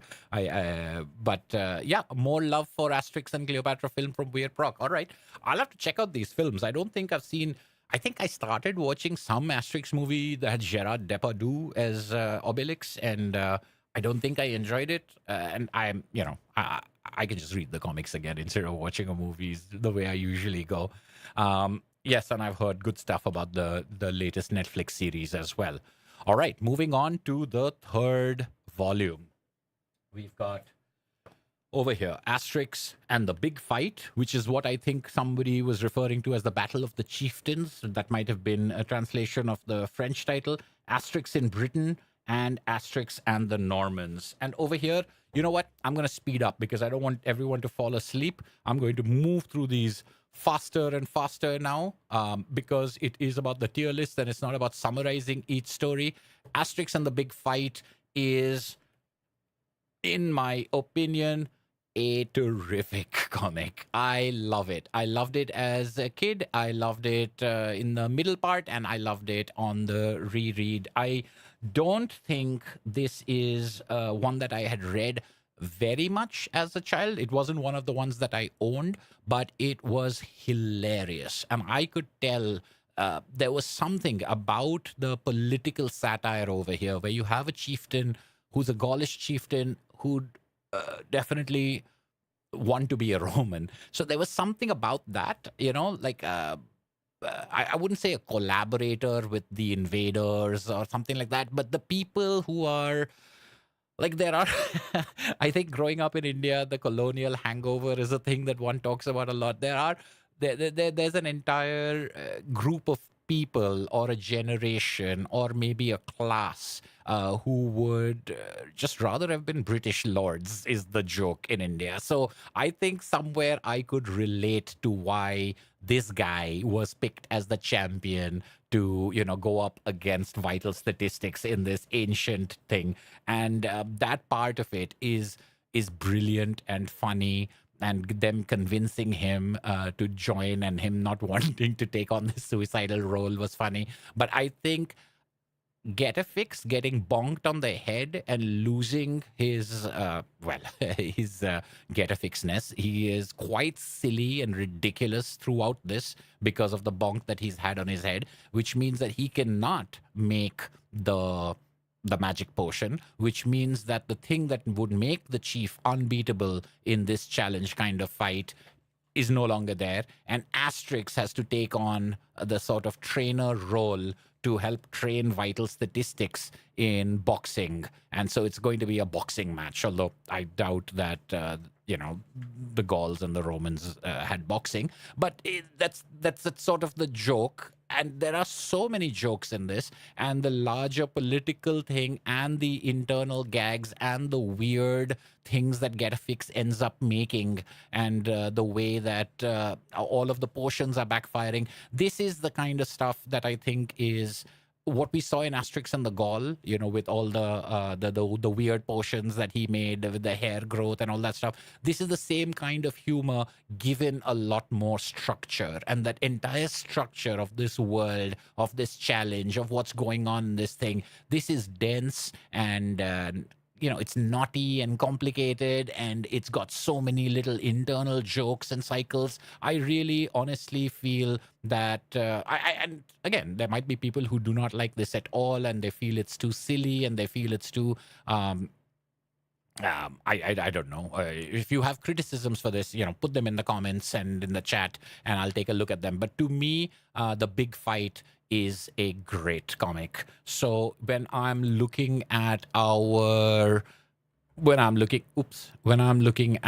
tier list, for me, I think it's fairly easy for me to put this over here. Now, should this be ahead of Gladiator? Should it be behind Cleopatra? Oh, this is what a tier list does to you. Should I put it in excellent? That means it's definitely above Gladiator, but I'm not putting Gladiator in excellent. Maybe I should put the big fight as the top of the great and Gladiator in excellent, because I really do love Gladiator. But then what am I going to do once well, hmm. All right, let's do this. Let's move Gladiator up to excellent. I think this is the funny thing about tier lists is as I'm making them, I'm going to have to rethink what I did earlier because now I've got to think about this whole picture that I'm painting. And would the big fight, I would still personally put Gladiator above Big Fight, even though in many ways Big Fight is more complex and it has more commentary and it has more. I'm trying to talk myself out of it. All right, Gladiator or Big Fight. Well, that means that if I put that up there, then Gladiator. No. All right. I'm going to go with this for right now. I'm going to go with that for right now. And we'll come back to it and decide what's going to go on. But all right. So in the comments, I can see that the Centurion in Big Fight is perhaps named Cumulonimbus. Right. He's got a big booming voice, like voice of thunder. Lash G says the Big Fight is my least favorite album. Wow. All right. So you see how diverse opinions can be. I thought, especially because of those two things. One is the Gaulish leader who wants to be Roman. He wants to dress like a Roman. He wants to have a Roman, like that part was really funny to me. Getafix getting knocked out and making crazy potions. And then they all hung together. You see, I think in many Asterix things, you've got separate gags and you've got things that are happening for a couple of pages. Then they move on to something else and something else happens. I think the big fight has all of that. But it also has this integrity where each of these things is linked to each other. I mean, what happens to Getafix and the challenge coming from this Rome-loving Gaulish leader and Asterix being the trainer and the weird potions that are being made by they're all linked. They're all part of the same story. And that's something I think I really appreciate. I find that kind of writing to be quite dense and quite pleasing. And it's not just a series of gags. Of course, there are a series of gags, and that's part of the reason why we love the series. But the fact that all of these gags link together is in one integrated story is what I think gives the big fight its flavor. And what my favorite Asterix adventures have is that kind of integrity to their gags. Even if they're one-off gags, they're still serving a larger storytelling purpose. So therefore, I think, I'll put it ahead of Cleopatra. But again, some of this will obviously have to do with my own associations. And then we've got Asterix in... Wait, hold on. I'm not missing anything, am I? No, Asterix in Britain. And I know that somebody said that the Asterix in Britain language and the translation isn't as good as the one in French. And, that obviously may be true. But I have to say that I really like Asterix in Britain. And I like the language in it. I like the...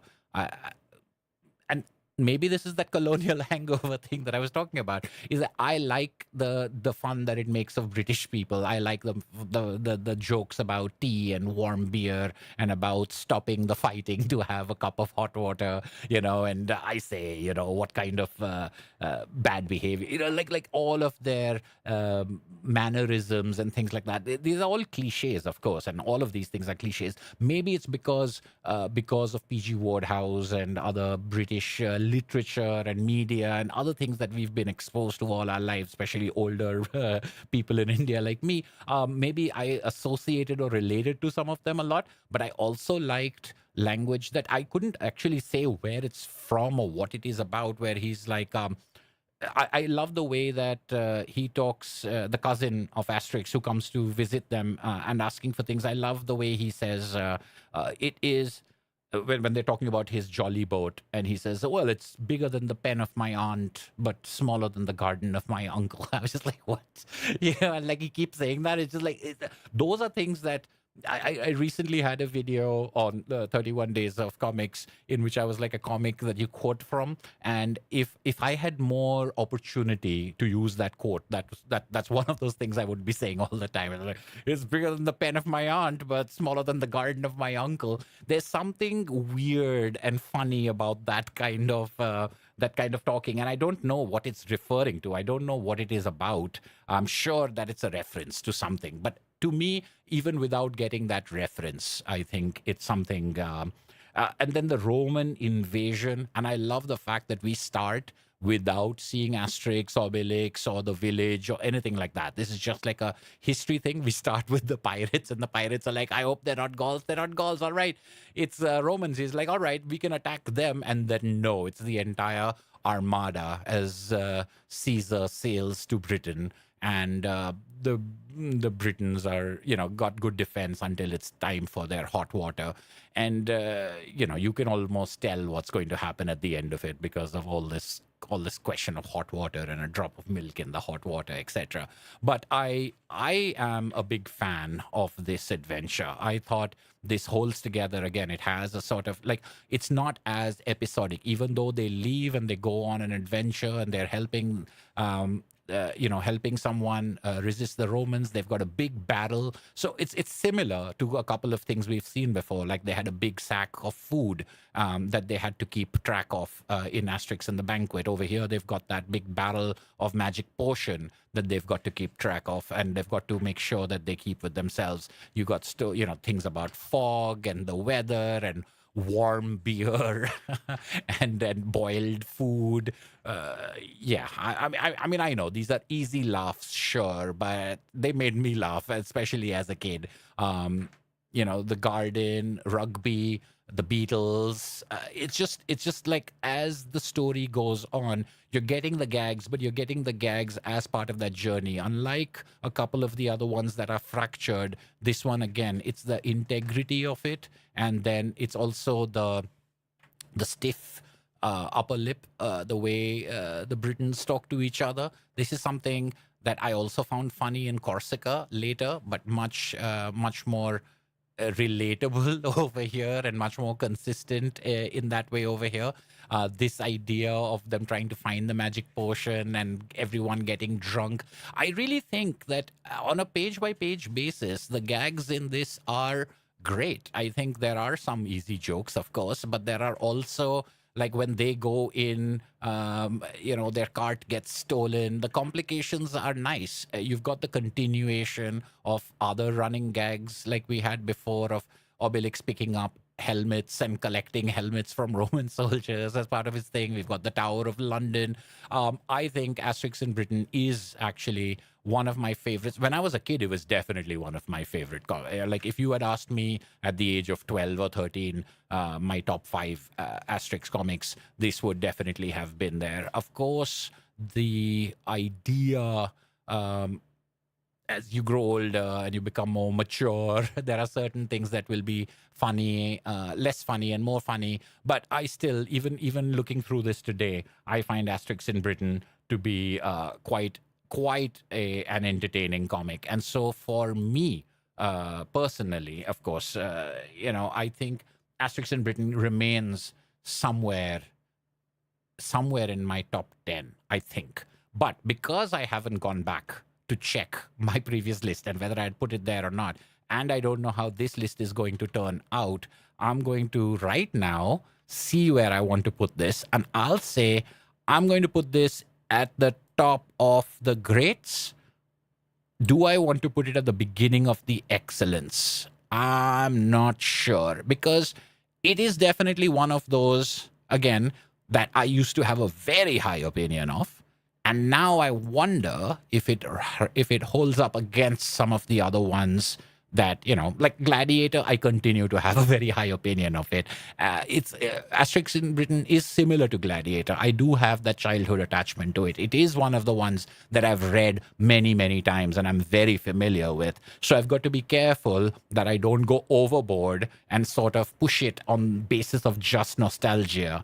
But there's something about it that feels definitively Asterix in a way that some of the best adventures feel. So when I think about Asterix and I think about certain things, and I think I can see in the comments someone mentioning, Obelix shaking somebody, and it's come up before where he's like, hey, they last longer when you shake them, and that's in fighting. But when he shakes somebody's hand, and then somebody else is mentioning, the tower panel, the tower break, then the use of bold text for loud shouting, and the language exchange, all of these things. There are so many things in Asterix in Britain that are sort of defining characteristics and features of Asterix. And even if they've appeared before, like we saw with Banquet or the Golden Sickle, even those elements are taken to a sort of new height, and they're given a polish, and they're given that integration into a full story that I really enjoy. So for me, I think Asterix in Britain is definitely one of the greats. It may even be excellent, but we've got some time. We've got some more books to look at before we can make that determination. But of course, I reserve the right to come back and change these things as for anyone. And then the last one in this omnibus, Asterix and the Normans, which I think I've seen someone say that this should really be called Asterix and the Vikings, and I get it. It's the Vikings, and the Vikings. The reason why they're trying to find the Gaulish village is a little interesting, I guess, because they want to be able to fly, and they feel like they don't know fear, and fear gives you wings. There's a little bit of a convolution over there, which I'm not so sure about. And you've got this character over here who's into rock and roll. And I mean, even as a young person, I was like, well, the Rolling Menhirs, I mean, if it's the Rolling Stones, it's not, I mean, that's a band, it's not a song. You could have said like a Rolling Menhir, and then it would have been a song. So that has always bothered me. It's like, what song is this? I mean, like, are you referencing a song, or are you referencing a band? But again, that's the height of nitpicking. I'm glad to see Fully Automatics. I forgot to note where Fully Automatics came in, because he's not there in the earlier adventures. They do show you the blacksmith, but it's not this guy. And where do Fully Automatics and Unhygienics, the fishmonger, make their appearance, and their wives? Bacteria is the name of Unhygienics' wife. I forget what Fully Automatics' wife. Now, that's a good quiz question. What is the name of Fully Automatics' wife? Because Chief Vital Statistics' wife is Impedimenta, which is a great name as well. But so you've got this young guy, and then you've got the Normans, and the young guy is afraid of the Normans, so he knows what they're all about, but the Gauls obviously don't. This story to me is, I'll be honest, it's not the best. It's not something that I was very fond of as a kid. It wasn't one of the ones I owned, so that might be one of the reasons. But I did read it at least a couple of times because my cousin had it. So I read it at my cousin's place many times, but because I would read everything many times. But it's not one that has appealed to me. And even today, it doesn't hold up in the way that a lot of the others do. It's fine, I guess, the artwork in it is terrific, but there's a little too much whimsy and a little too much convenience and a little too much strung together things in the story. So if I was to be honest, again, for my opinion only, this is surprisingly, perhaps for some people, surprisingly low. I would put this in my pretty goods. I wouldn't put it in my greats and my excellence. And I might even put it, I think it's not as good, because I still love that aspect of the banquet, of going around and picking up all the different foods. I might even put it, under Golden Sickle. So Asterix and the Goths, Asterix and the Normans, the Golden Sickle, Asterix and the Banquets. In my pretty good, Asterix and the Banquet is still the highest of the pretty goods. And Normans, given the fact that we were kind of going upward, except for my devotion to Asterix the Gladiator, we were kind of inching upwards on this scale. So Norman seems like an aberration in this, in the way that it moves backwards. And I think I don't know. I don't know if that's controversial. I'd be interested in seeing what other fans of Asterix think of it. But Normans has just never been. It has never been that appealing. I never think of Normans as being one of those defining Asterix adventures. Sometimes, even when I was rereading it, I was hard pressed to remember like details of the story. I remember that panel of them all flying off the cliff. I remember that one. I remember the fight sequence. Hold on, let me see if I can get the. That's a pretty good panel. I think when we go over here, I mean, Obelix kicking down a tree and Dogmatic's howling, that's pretty important, and that's going to be a sort of significant thing. Dogmatic's love for trees, and so it's good to have that in there. But the rest of it is slightly forgettable. That's a good panel, like with the cliffs and all of that stuff, and reminds me of the Tintin, the Black Gold, you know, where you have that goat, etc. But all of this stuff is kind of like filler, and then again, Cacophonic sings, and I know he's a bad singer, and I know, but we've done that before, and we've done that so well with him being taken, you know, to Rome as a present, and then him turning the circus against him. It seems a little, bit more excessive and really drawn out. But knowing fear because of his singing, and then where's the one I'm thinking of? Well, I guess this panel, that's good.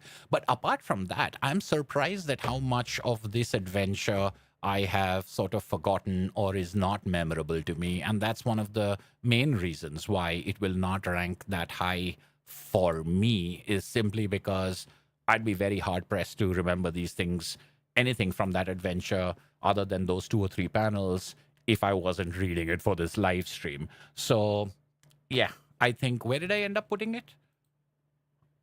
I think I put it in, yeah, pretty good, above the Goths, but not as good as Golden Sickle or Asterix the Banquet. All right, so that's the third. Moving on to the fourth omnibus. This is Asterix the Legionary, Asterix and the Chieftain's Shield, and Asterix at the Olympic Games. Quick water break.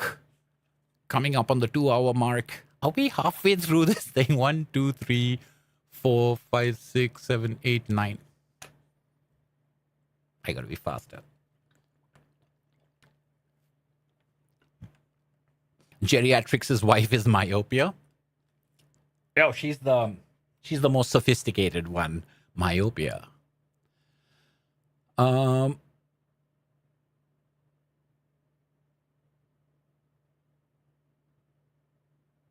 right, so I think Colin Taylor likes Asterix in Britain along with me for that. Thank you. We've got Fully Automatics first appears in Cleopatra, and Unhygienics doesn't until Spain. Wow, okay. Norman's at pretty good for Colin Taylor. All right. It's not sharp in its humor. Yeah, I agree with that. I that memorability, a part of it is indicative, I think. Norman's has a particular joke that was very funny, which is make the fragility of Alfa Romeo sports cars, right? That's a distinct, like, that's a specific kind of thing to go for, but I get it. Yeah, Dogmatic's getting upset. Dogmatics is called Idefix in French, right? Duduard, hello from France, welcome.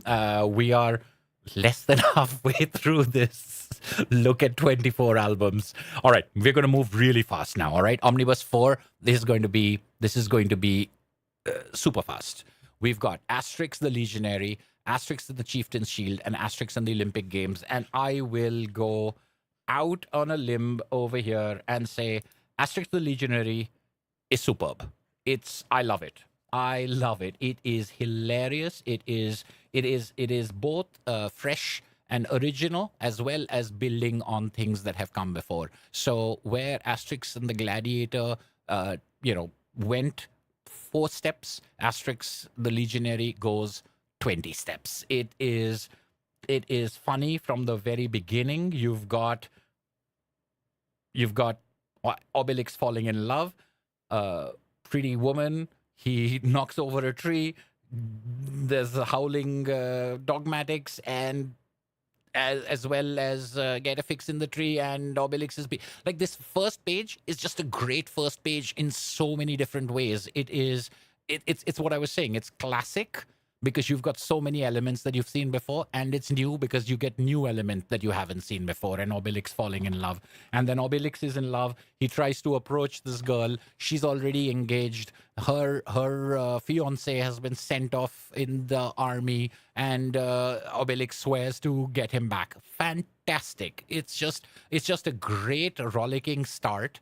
It's so well defined as far as the character is concerned. And you've got poor Obelix putting on this stoic front and this noble thing, and then breaking down as soon as he's out of sight. And this boo-hoo crying and from being in love is a running gag that is one of the best running gags in any of the Asterix adventures. There's anytime someone cries, someone says, "Oh, is he in love, is he?" And not just about Obelix, but about other people. And like, there, you'll see her again soon. It's just an automatic assumption. As soon as someone starts crying, the assumption is that they're in love, and that love makes you cry.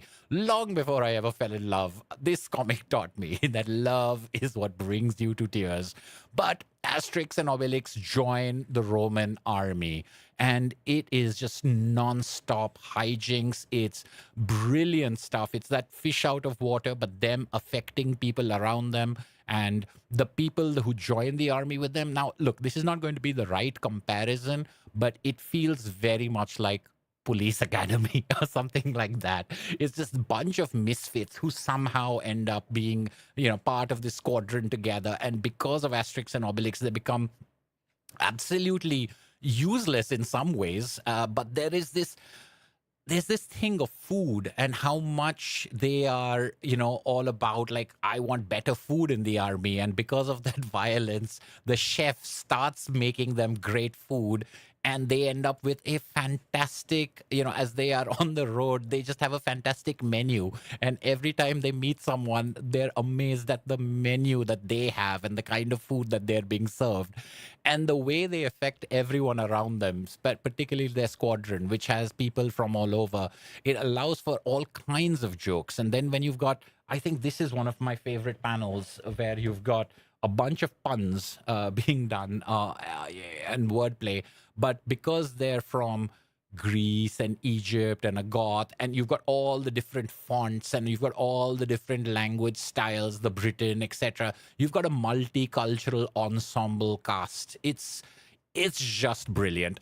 You know what? That's enough. I don't need to. I don't need to belabor the point. I think I am very happy putting Asterix the Legionary as the first of my sublime picks. It is absolutely, it's absolutely brilliant. Obelix being in love, the whole story's setup and the execution of it, as well as the scope of it, they go far, and they you learn a lot about the Romans as well. You learn a lot about the army, and it's just like you're in the army now type of stories, but done with a pure Asterix. This is one of those, this, like, in stark contrast to something like Asterix and the Normans. This is what I think of when I think about Asterix adventures. I think about Asterix the Legionary. It is building on the foundation of Asterix the Gladiator. There's a lot of similarities, of them and Rome and the mechanisms and their sort of innocence and their power and their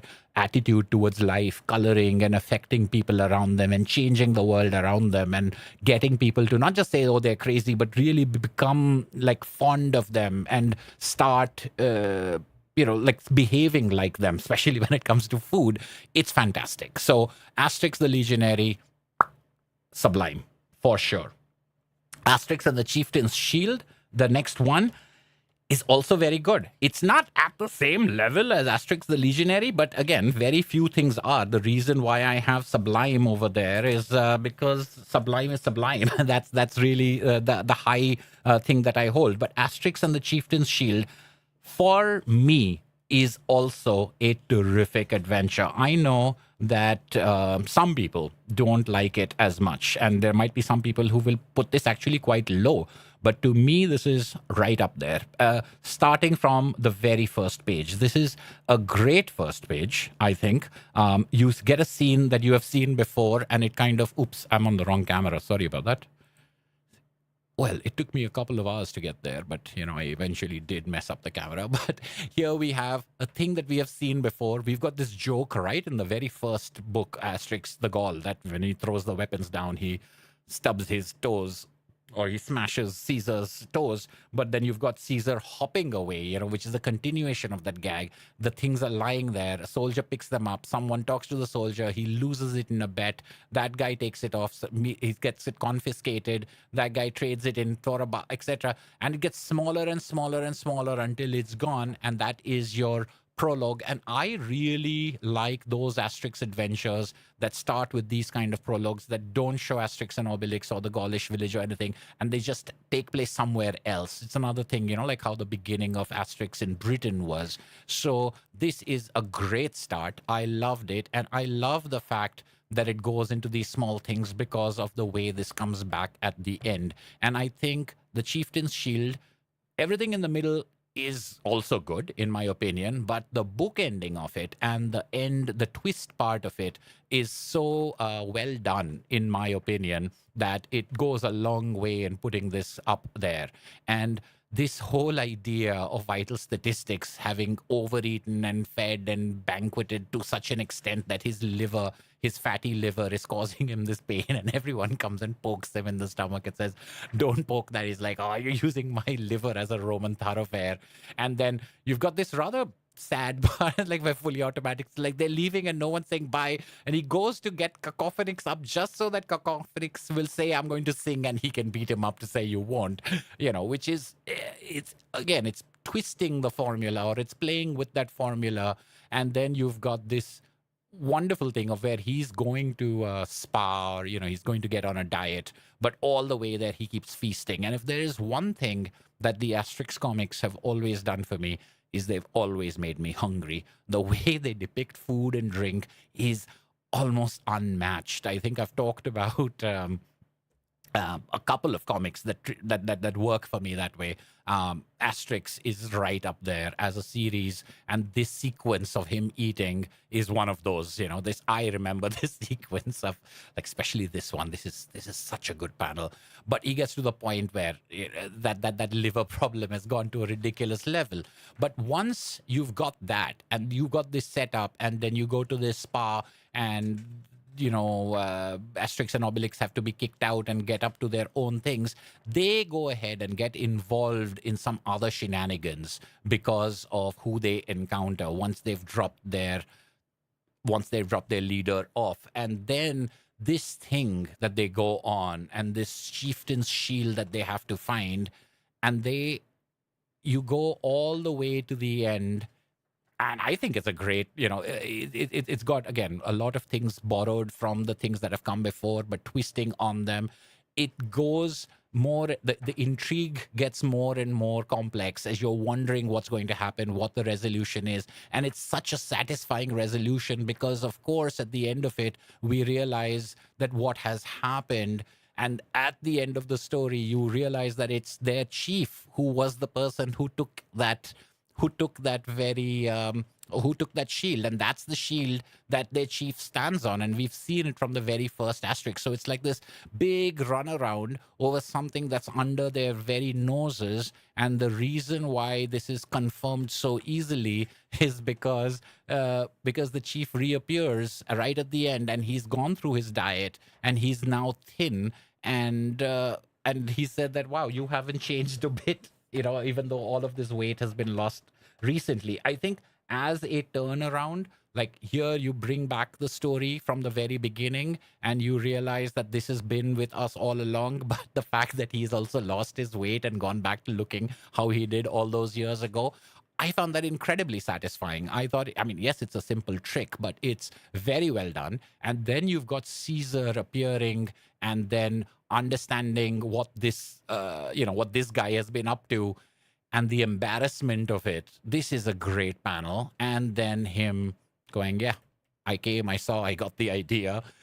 is great. So I think that this entire story, I know that there are people who may not hold it in as high regard as I do, but honestly speaking, I find the Chieftain's Shield an eminently rereadable work. I think the structure of it is terrific. I think the gags in it are wonderful. All of the names in it, I think there are the bath spa attendants are all prune juice and apple juice and pineapple juice maybe. I don't know. It's funny and it's consistent, and it's again, what I really appreciate about it is the way that the story hangs together. So I'm going to say that for me, I'm going to put Asterix and the Chieftain's Shield pretty high up there. I'm going to put this at excellent.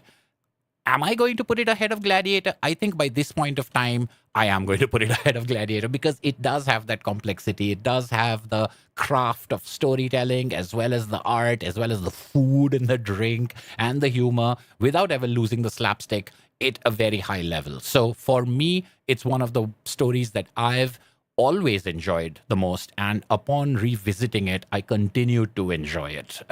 Just fantastic stuff. Last G says 23 albums are sublime and the big fight is excellent, right? So everything is at the top level except for the big fight. Well, at least, funnily, that Last G, that means that you're still ranking the big fight higher than I am, and I'm the one who said it was great, and you said it's the least one. The leaf and the liver is such a good gag. Absolutely, it is. It's and it's built up to that, like of him eating so much that even poking his liver earlier was funny and painful, but now he's just gotten worse as after he has left home. Now he no longer has his wife supervising him. So that's sort of the joke, and then he has to be carried into the thing. Legionary is the first complete story in art, plot, pacing, humor, says Colin Taylor. I completely agree. I don't know if it's the first complete in the absolute complete, but it is definitely the first sublimely complete. And I think Chieftain's Shield is close, because it has that thing. And what I like about the Chieftain's Shield, the way I like Legionary, it's like you've got a lot of different things coming together, but they're all serving a similar purpose, which is what I like, which is what I liked even about the big fight. I like all of these funny things having a common world and common reasons. So the fact that you've got vital statistics losing weight and the shield that we have seen him on from the very beginning of the series, and this new story and this corrupt, there's always some corrupt prefect or the other, and trying to do things that Caesar hasn't actually authorized. And that all of these things coming together, I think, is what makes Chieftain's Shield so good for me.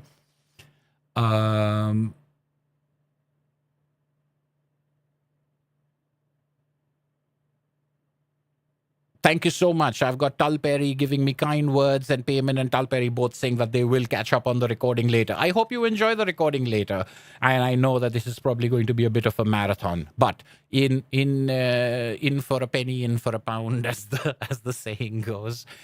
We will continue with the third book in this omnibus, which is Asterix at the Olympic Games. And over here, I think I might be getting into the most controversial, or one of my most controversial picks, where Asterix in the Olympic Games, you would think, after the way that I have waxed rhapsodic about Asterix the Gladiator and Asterix the Legionary, that Asterix the Olympic Games would be a no-brainer to be equally good, because it's got a lot of things in common with that. It's got them leaving the village and going into the Roman world, and a very big, significant part of the Roman world, and dealing with that machinery and changing and affecting it. And it is funny.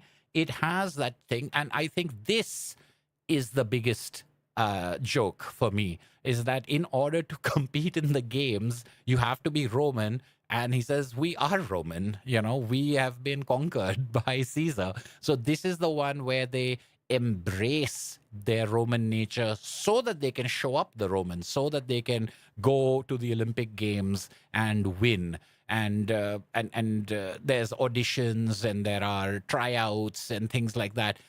But and you knew there was a but coming, is that unfortunately, this is not something that has it doesn't work for me at that level. It, of course, as an Asterix album, as I said, there's no such thing as a bad Asterix album, but this isn't one of those memorable ones. It seems to tread on a lot of things that we have seen before without enough freshness.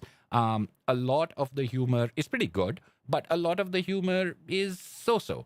And it does not necessarily, again, for me, it does not necessarily become one of those memorable things. You know, when I try to think about what are the great scenes or what are the great gags from this comic, I really have to open it up and look at it. There are, you know, there are things from time to time that are just lovely and wonderful, and the artwork, as always, continues to, you know, get better and better. I mean, like when you look at these, like all of these kind of things that we see, you know, of the nighttime shots and the blue light and the darkness and the shadows and the way light works, it's just every album is getting better and better as you go along, and there is nothing, you know, the architecture and things like that, but in some ways this has a lot of dead air in it. A lot of this to me is, while I wouldn't say boring, it isn't holding my attention with that constant gags and the constant humor that we have seen in so many of these adventures.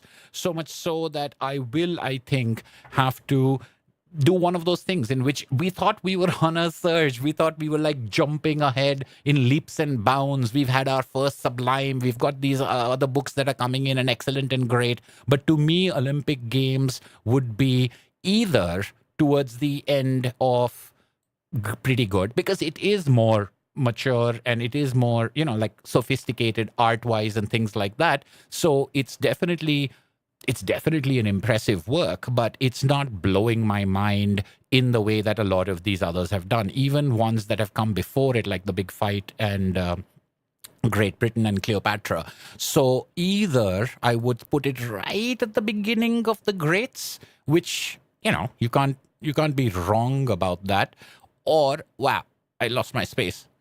Or I would put it at the end of the pretty goods. I think I'm going to put it, just for now, just to be a little mean, I'm going to put it at the end of the pretty goods, and then we'll see whether that, you know, whether I stick with that by the time we are ending. Gluteus Maximus is a good name, but it's also, you know, it's kind of ready-made as a name.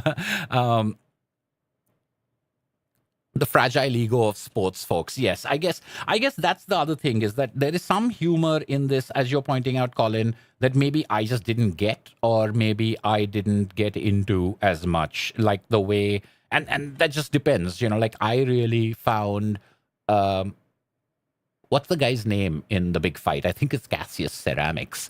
I really found him very funny, but I know a lot of other people who didn't. But I really found that collaborator, that French, that Gaulish guy who wants to be a Roman, I found that hilarious. So in that same way, that maybe the fragile ego of the sports person is something that kind of just skipped me by.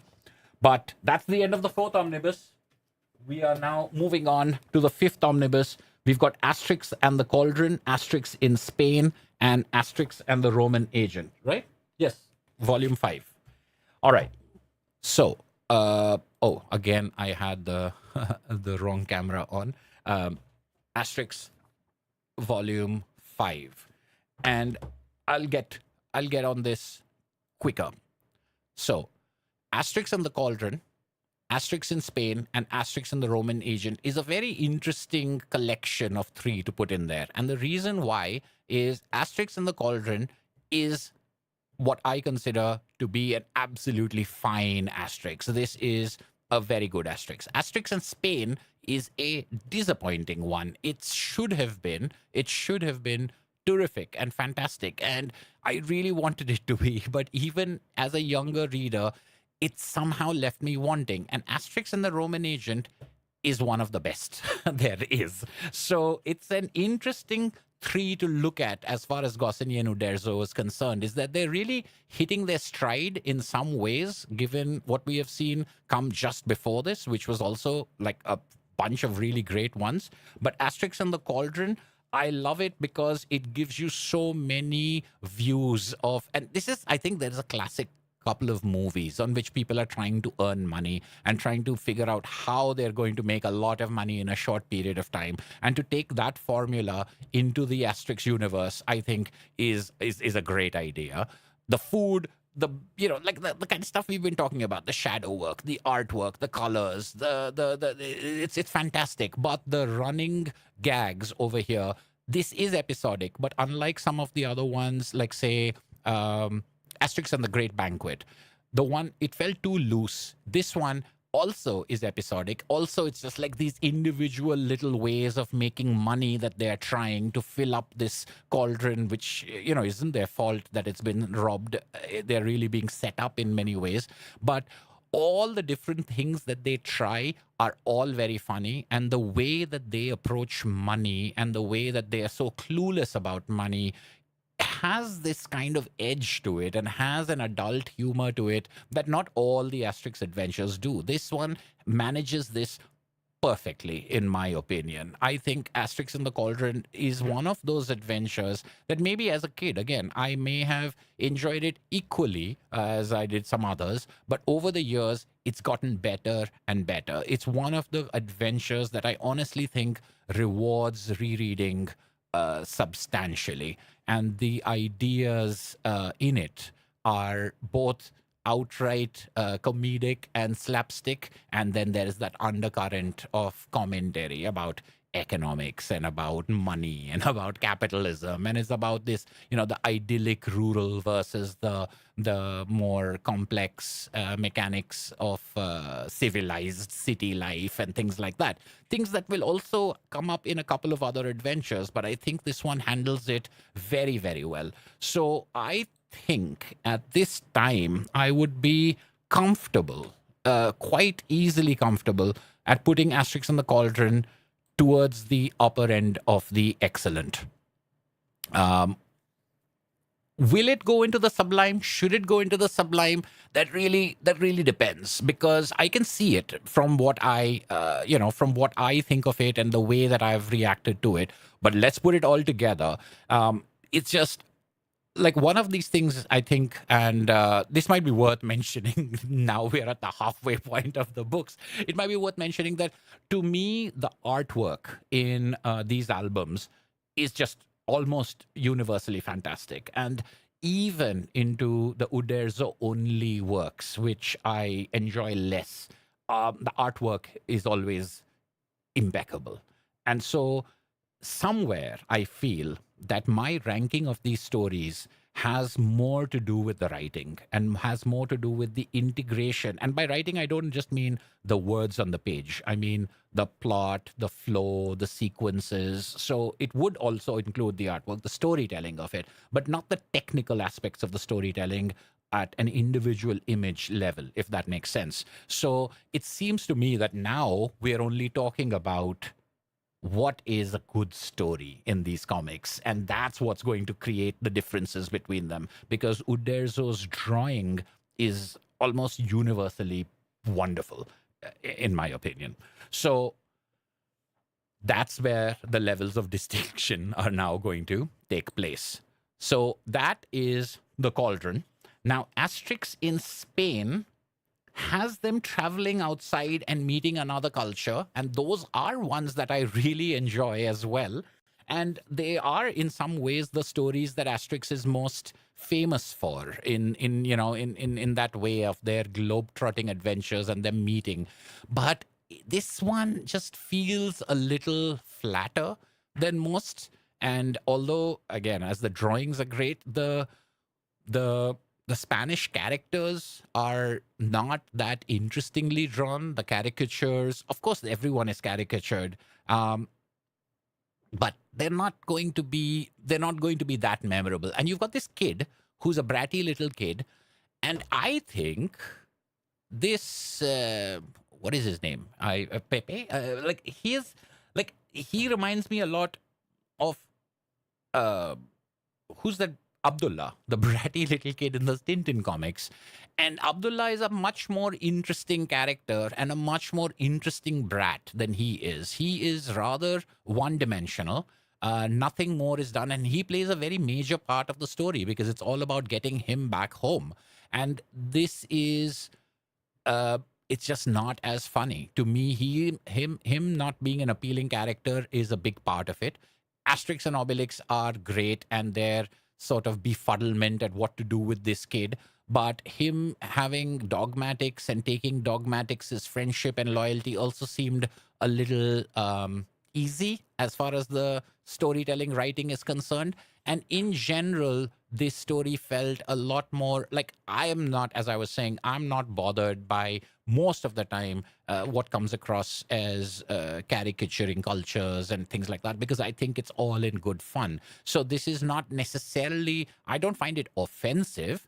I just don't find it that interesting. I just think that a lot more could have been done. And, to skip forward into books that we're not going to be talking about, Asterix and the Magic Carpet, in which they come to India, I don't find that very funny either. Now, that might be because I'm from India and I've just seen enough jokes about magic carpets or snake charmers or elephants and camels or whatnot, etc. But there, you can do stuff with it. And that's why I think maybe there's a bit of a double standard where Asterix in Britain is very funny for all those cliche jokes.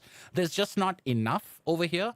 And it doesn't bring the world alive for me in a way. I just know this thing of Obelix taking on the tantrum throwing kind of things of the young kid, that was pretty funny. And I always love stuff when they're out on the water. But other than that, I don't really have much that I can think of that appeal to me about Asterix in Spain. And this might be, this might be a sort of controversial thing. It might not be the things that people agree with, but for me, Asterix in Spain, again, one of those things where we thought we were going up, but it actually kind of comes downwards, and comes downwards to such a level where I think I'm going to actually go into the pretty goods. I'm not even going to put it into the greats, even though the artwork is more advanced than what we saw in, all right, maybe not Golden Sickle, but I'm going to put Asterix in Spain behind Asterix and the Banquet and Asterix in Olympic Games, definitely behind Olympic Games. And yeah, I think it's very easy for me to put it behind these two. The question is, does it go behind Golden Sickle and Normans? But look, I really don't like the Normans as much and the Goths as much. And the Golden Sickle does have that incredible jump part of it and the world building part of it to really recommend it. But it is more basic and more, this is more ambitious in some ways. So I think I'm comfortable placing Asterix in Spain between Golden Sickle and the Banquet for me right now. But the travel aspect of it is something that I do appreciate and I do like. And that's why I meant that, I would have thought that it would be much higher, because it's got all the trappings of what I love about Asterix Adventures. And it's going to a country that I would have, I want to see Asterix go to Spain. It's not, maybe whatever I wanted, I was disappointed by. But I don't, even when I first read it, I don't know a lot about Spain. And, over the years, it's like I didn't get from this as much about Spain the way I got about Egypt from Cleopatra, or the way I got about other places in other comics. So that's, I think, a signifier for me, is that it doesn't stick out as having created a picture of Spain or a sense of Spain for me. But, of course, your opinions may vary. And then we have Asterix and the Roman Agent, one of my absolute favorite Asterixes. I am just simply going to go in over here, and I'm going to put this as my next sublime one. It's terrific. It's got politics, it's got humor, it's got this idea of being able to turn our heroes against each other by appealing to the most base parts of ourselves. It really feels like a like an allegory, or well, maybe that's not the right word.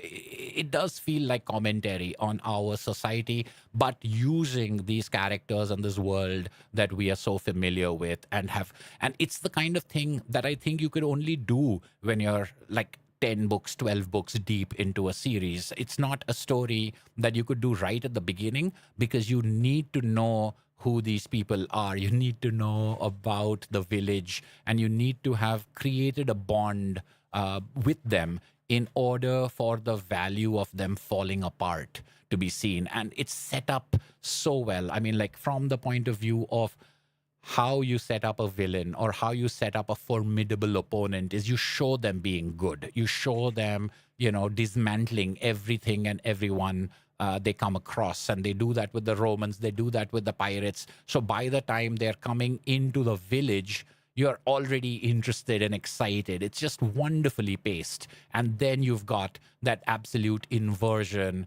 and you've got the, the disintegration of the camaraderie that we have. And this is camaraderie that we know that they have arguments and they have fights. But then you've got that taken to a new level. And with each and every factor, a faction or member of this village, of the way that this one agent is able to bring that to the end of the village. This is a dark story, but it's not dark in that, that sort of grim, gritty kind of nonsense. It's very realistically dark. It's very, like, we take these kind of things that have always been played for humor, as far as the villagers fighting with each other, and we take it into a new level.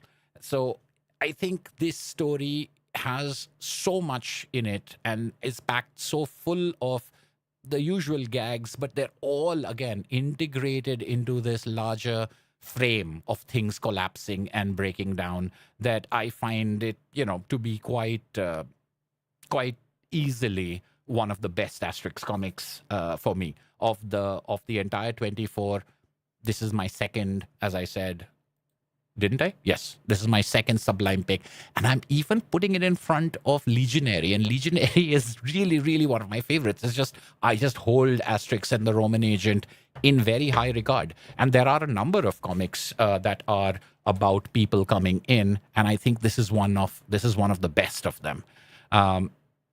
The Discord is in French, I see. It's about, absolutely. It's about tearing them apart, and to take this village that we know and these comedic characters that we know and make a story of tearing them apart. It's not the only time it happens, but it's one of the best. So Asterix and the Cauldron, very, very good. Asterix in Spain, a step back, a couple of steps back. Asterix and the Roman Agent are next level altogether. So you can see how this is an interesting collection. But you can see, I think, if we were to graph this, and we can see this in the thing that I have, at least for me, it's very interesting. Of like, it spikes upward in 2 steps and goes backward a little, and then spikes upward again in 2 steps. Very modern and very audacious, says Baron Deacre. And saying a lot about human nature. Absolutely. The human nature aspect of it, without sacrificing the humor, without sacrificing the gags, and keeping it absolutely consistent with the world that we know and the characters that we know, I think is part of why it's such, it's just a fascinating book. All right. Quick Olympic Games at the bottom. Oh, yeah, I know. It's all subjective. It's all arbitrary. Make your own list and share it with me. I'm sure the Olympic Games thing the Olympic Games, it just suffers from not being legionary or gladiator. That's the way I'll put it.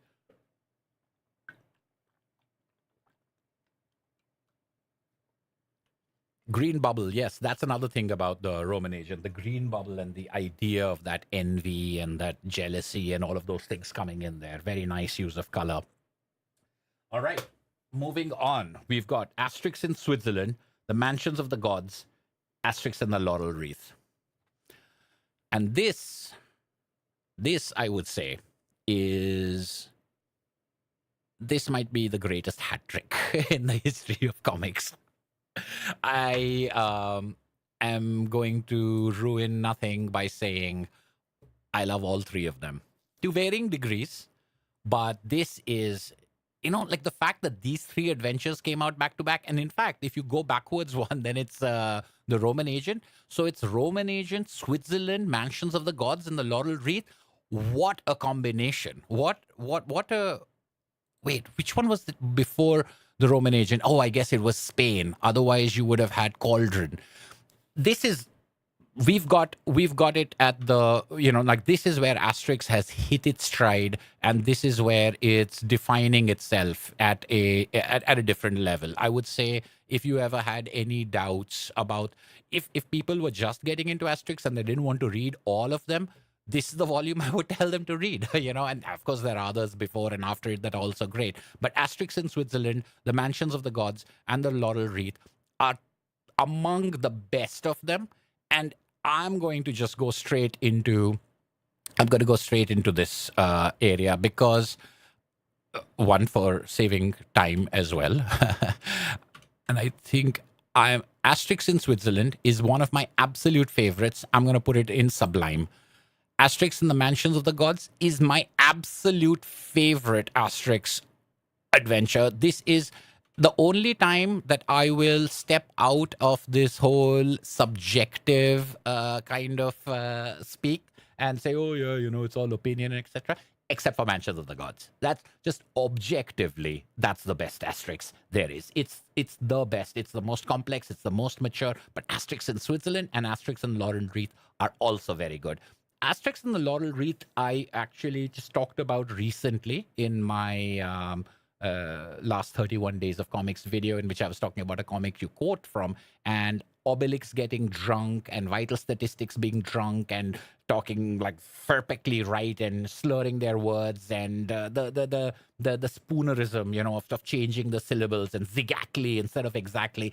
As a kid, that stuff was hilarious, but also seeing them drunk was hilarious. So there are lots of different reasons why, but I'll just go by Asterix in Switzerland is one of the best adventures of them going out. The gags are one after the other funny. It is, interestingly, the book that introduced to my childhood vocabulary the word orgy. And I had, for many, many years, the idea that an orgy is that. And, can you imagine my shock when I discovered that the other uses of the word may have different definitions? Is eating and drinking to this glorious nonsensical excess, and usually like horrible kinds of food, or what sounds like horrible, but with cheese dip, and because it's Switzerland, and fondue. There are so many different things in this thing that are it's so dense with the kind of cultural view that it makes of this corruption, and then the person who comes in to investigate that corruption being poisoned by yet another corrupt, prefect or a leader of an area, and then him, the Roman, calling for the Gauls to save him. I loved that bit as a twist, and we've seen something similar again, but nothing as perfectly done as this. And the density of the artwork gags and the verbal gags and the storytelling being the discovery of this corruption, but also Switzerland and banking and cheese and vaults and architecture and the orgy, the running joke of the orgy. Is just fantastic. This is, once again, one of those comics that I think of when I think about Asterix. I can think about many, many pages. I can think about lots of different costumes, a lot of different, architectural things, them being in a hole, eating holes to fill a hole, all of the wordplay, the vault stuff, the underground stuff, everything in this is so memorable. The cuckoo clock, or the lodges, the guest houses, and the yodeling. It's just like, as I turn these pages and look at these things, it's like I have not forgotten any of these things because of the joy that this comic brought me and how funny it is. I would say that Asterix in Switzerland is definitely sublime. And I think if you just go to my other video in which I talk about my top 6, I think I talk about Mansions of the Gods a lot in that. But just to summarize, Mansions of the Gods is my favorite Asterix comic, but I also find it to be the most complex, the most adroitly done, the most interestingly plotted, but also never once forgetting the basics that it has set up. Each of the characters that are introduced, including the twist of who the slaves are, and they end up being the pirates. And you know, there's only one or two stories in which the pirates come out ahead, and this is one of them. But there's just so much in this about gentrification and about how you can move people out of an area, and it's got things like from the secret agent of like how you can sow discord within a community and how you can make people feel like they want a better life and what that better life will be, you know. So there's also that brochure of the Mansions of the Gods, which is a wonderful double page spread. It kind of reminds me of King Ottokar's Scepter has a double page spread brochure about Sildavia. And when I was young, those those were the two. I'm trying to find that. Where is that little? There we go. This little tablet that he sees, that he reads all of this to. As a child, even if I got large blocks of prose in a comic, I would usually skip them right by. The fact that I sat down and read all of this in this Roman thing and looked at all of these things, and this is a completely different art style, of course, from that. The genius and the humor in this comic is very well represented in this, although these two are not representative of this. But the Mansions of the Gods, this deluxe condominium apartment, what have you, thing that they build in there, and they're moving people in, and them going to the village and starting to buy things, etc., is just brilliant. This is my favorite story, and it has stayed my favorite story. When I was making this list, as I said, or when I was preparing for this, I didn't go back and look at anything else, but I knew this hadn't changed because this has not changed in many, many, many years. And I doubt that it will change. You know, now at this age, I'm not going to change my mind about this of all things. So Asterix and the Mansions of the Gods, spoiler, or I guess something like that, alert that it's going to occupy the rightmost side of Sublime until the end of this tier list, whenever that may be, because it really is the best of the Asterix adventures, and it's not hyperbole. There's just something about it that it rewards rereading. It has so much texture. Almost to the point where it's kind of interesting that we can now go to Asterix and the Laurel Wreath, which in any other sense is a great comic, because it's got those things in it that I love. I love the fact that it's about ego. I love the fact that it's about a challenge, and it's about honor versus material wealth. It's about spirit and vital statistics. Does not like his wife's brother.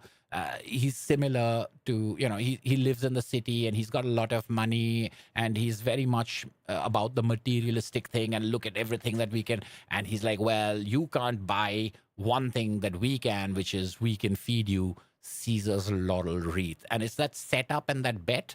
And some people may not enjoy that, but I thought it was brilliant. I love those kind of things in which those things are brought into, you know, sort of contradistinction. Now, you had that with even something like Asterix and the banquet. You know, it's like, this is our country, we can go anywhere and I can gather food from everywhere. But where that was loosey-goosey, this one's a lot tighter, but it does have the jokes, it does have, and it's got this stuff, it's got this running gag that I think really takes it up there, because it's very funny, and it's very funny to have that level of inebriation and loose and loss of control playing a part in this entire story, again, of them insinuating themselves into Roman society, and the way that the Roman society, or the facets that they interact with, how they react to Asterix and Obelix. That is just like the Legionary, like Olympic Games and Gladiator. That's something that has always appealed to me. And there is this other thing of where they try to cook and they try to get themselves punished, but they end up creating this horrible concoction, including all of these ingredients that they put in there. And I think, now I'm not sure, But what happens is that this horrible concoction ends up being, for this dissolute, drunken youngster, it ends up being a hangover cure that just energizes him the next day, and therefore they end up succeeding. Now, this is something that was very funny. Now, I don't know if it's there in the PG Wodehouse, Jeeves, and Wooster stories, but I believe that in the TV show, that's how Stephen Fry's Jeeves gets hired by Hugh Laurie's, Wooster, because he makes him a hangover cure and fixes his hangover. So who's borrowing from who, I'm not really sure over here, because obviously the story was written before this comic was drawn, but this comic was drawn before the TV show was made. But that is a thing that I really enjoyed as well.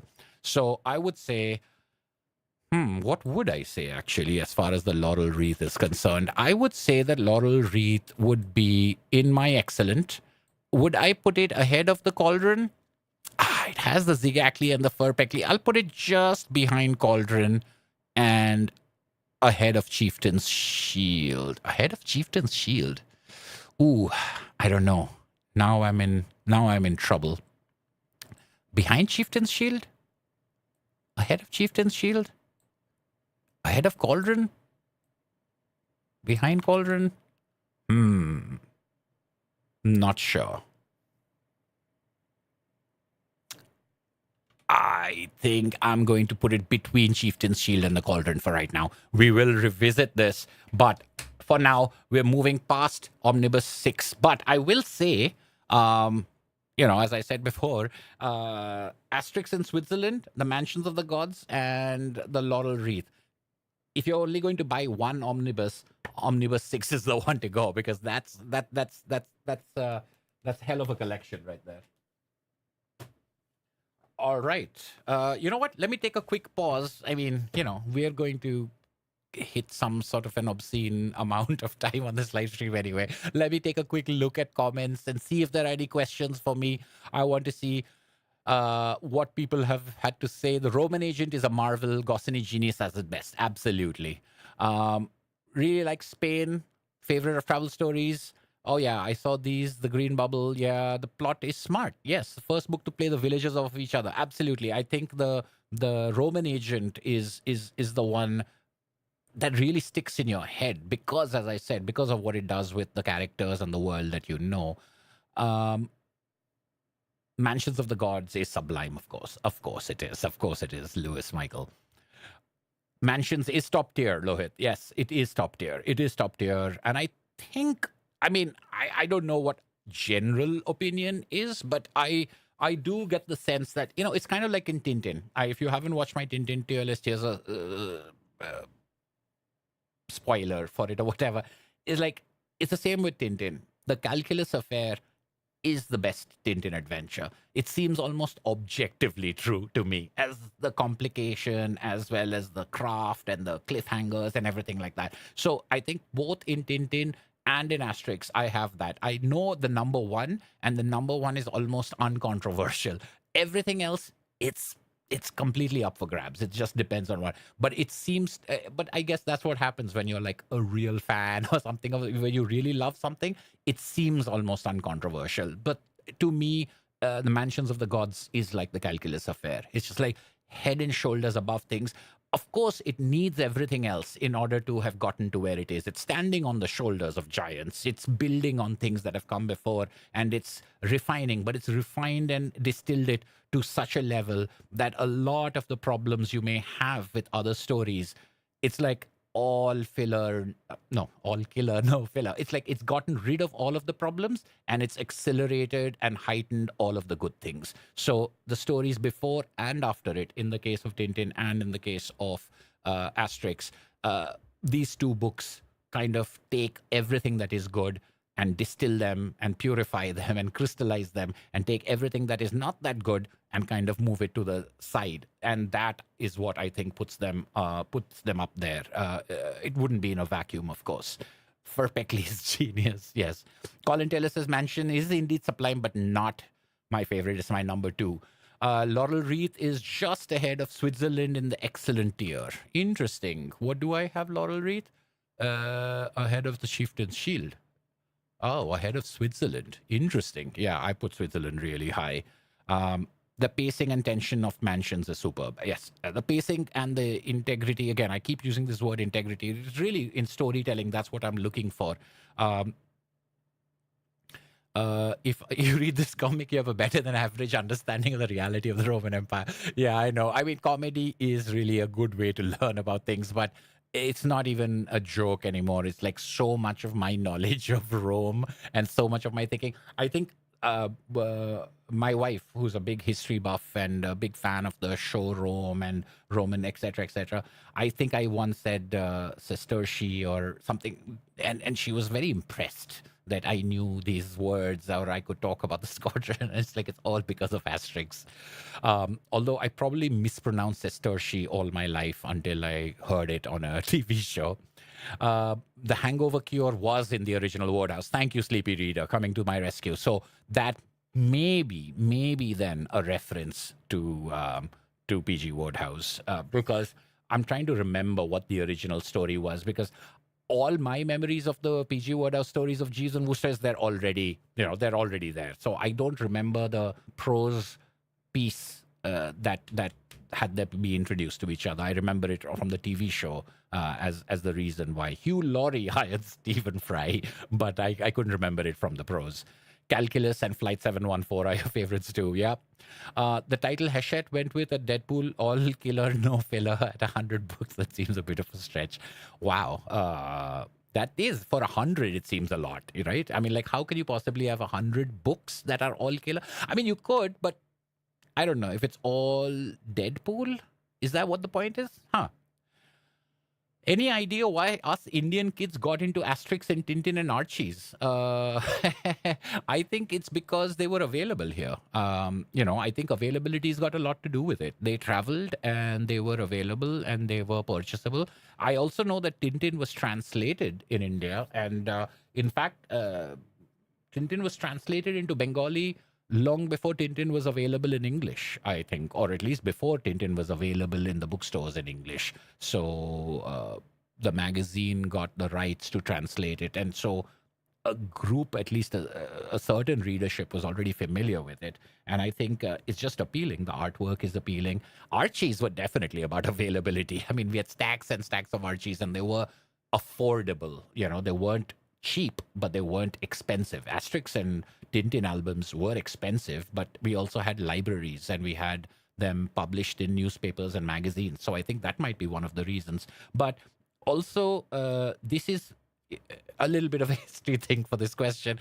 Before 1991, India was a closed economy. It was a socialist country, and imports were very heavily regulated. There was a license Raj, etc., etc. It's only after 1991 that the economy opened up and capitalism and globalization and all of that thing started. So before 91 and after 91 are two very different Indias, and for someone of my age, that even in my childhood, it was a very, like, it's kind of like post-war Britain descriptions. It seems a lot grayer, like, I mean, things got a lot more colorful. So, like, when you saw Tintins and Asterix in pre-1991, and this is before cable TV, this is before, of course, before the internet, but this is before you had more than one channel. You only had one channel, and that started at, like, whatever, 11 o'clock and ended at 10 o'clock at night.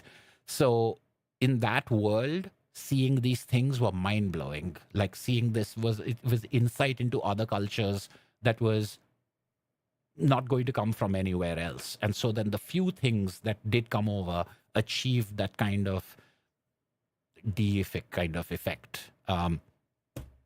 Sorry for everyone else. I think I went a little far into that question, but it's really, I mean, 1986, 1987 India is very, very different from 1997 India. The 10 years between 87 and 97, I mean, like, it's ridiculous to think about the changes that happened over there. So trying to go back before 1991 is Archie's blew your mind, because you had no, like, I mean, I learned more about American culture from Archie than I did from almost anything else. I mean, all the Steven Spielberg and all of those things came a little later, and then they added to it. But they were like, I've seen that in Archie. is the way I reacted to a lot of Hollywood movies. When I started watching Hollywood movies, it's like, oh, I know what that is. I know what a jalopy is and stuff like that. So, it's like American Graffiti before American Graffiti for us was Archie. Uh, yes. So globalization and the opening up of the economy and all of that stuff changed things and gave people a lot more access to a lot more things. All right, where was I? What was I talking about? Asterix. Yes. All right, back to our Asterix. Our next omnibus number 7, Asterix and the Soothsayer, Asterix in Corsica, and Asterix and Caesar's Gift. And this is interesting because this volume seems almost like a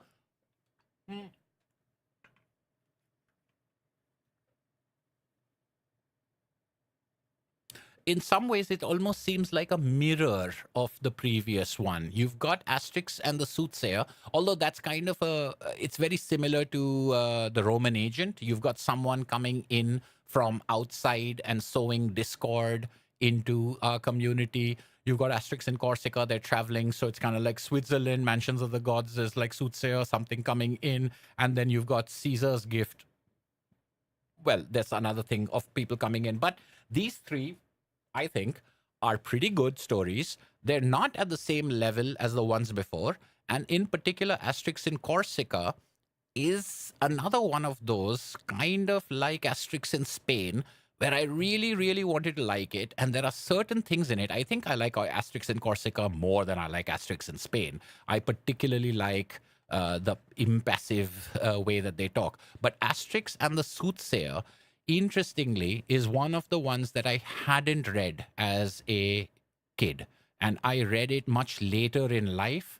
And I found it a little, when I first read it, I found it derivative. And I thought it was very similar to other Asterixes that I had read. But when I read it again, some years after that, I found it to grow in my estimation. And over the years, Asterix, the Soothsayer is one that has gotten more and more enjoyable to me than my initial reading. So like some have gone down, but some actually get higher and better. But Asterix and the Soothsayer is I think today at the same level as the Roman agent, or very close to the Roman agent. It is darker. It does have some very interesting, and it's got a great start. It's nice and spooky. It's got like shadow and fog. It's got like this panel over here. That's very unusual. It's not something that you see in the Asterix comics. And the lightning, this thing obviously coming into the cover of the Soothsayer is also this. It's very dramatic, and it's got this whole thing. But what I really like about it is going through this whole history of superstition, etc., is I like how that is punctured. But the idea that so many people are ready to believe this and so many people are ready to get behind it is one of those stories that you really feel like Mansions of the Gods, like the Roman agent, that there's a lot more going on than just the gags and the discord and the fighting and all of that stuff. The root of it, being, especially for me, like this idea of superstition. And like even today, I get very irritated when people start talking about horoscopes and things like that. That's just like my personal thing. So this idea that someone is able to manipulate and take advantage of those things within people and use what's within them against them, but that person is just a charlatan. At the end of the day, he just slinks away into the shadows. That's really good, powerful storytelling that I think holds up, and I think it does really, really well. So I would say that I would probably take Asterix and the Soothsayer and put it right between Legionary. I think, look, Legionary is really, really good. So I'm going to put Soothsayer as the beginning of the Sublime era. And this is also a new thing, It could be maybe at the end of the Excellent. But this is tough for me because not having that childhood association with it and not having nostalgia and like I've almost memorized everything, sometimes I think, oh, just because I've memorized it doesn't mean it's great. But at other times I think, how can it not mean that it's great? So this is a tough one in that way. But I would definitely put it at the higher levels. And the odd thing is I wouldn't have put it that way when I first read it. So all right, let me put it in the Sublime era, in the Sublime area, but I'm going to put it right at the beginning. I'm going to put Legionary. Yeah, so let's say Soothsayer, Legionary, Roman Agent, Switzerland. Switzerland before Roman Agent or Roman Agent before Switzerland? That one is interesting. But that Sublime line is looking all right to me. That's looking good to me. Excellent. Yeah, that's looking all right. Great. Yeah, pretty good. Right, the pretty good seems to have a lot. So should some of the pretty goods move up? Like, it feels like the great line looks a little light, and the pretty good line. Let's get to the end of it, and then we'll come back and take a look. So that's Soothsayer. What do we have next?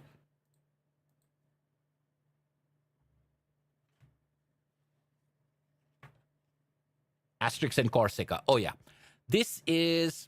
Yeah, as I was saying, it's kind of like Asterix in Spain. It's a little better than Asterix in Spain, but it is a little disappointing. Now, I know that some people have said, oh, it's because you won't get it unless you know about Corsica, etc. And I don't think that's the case, because a lot of these I read when I was young and I had no idea about any of the countries that they were talking about. Asterix was the comic series that introduced me to these countries, etc. I mean, I think that the drawing in Corsica is fantastic. I think the fact that you get like a bunch of people revisiting and all that stuff, that's very crowd pleasing. I like this guy who shows up, and I like the way that he's, like as I was saying, that impassive way of talking in which people are like, oh, to see you fills my heart with joy, and his laconic nature.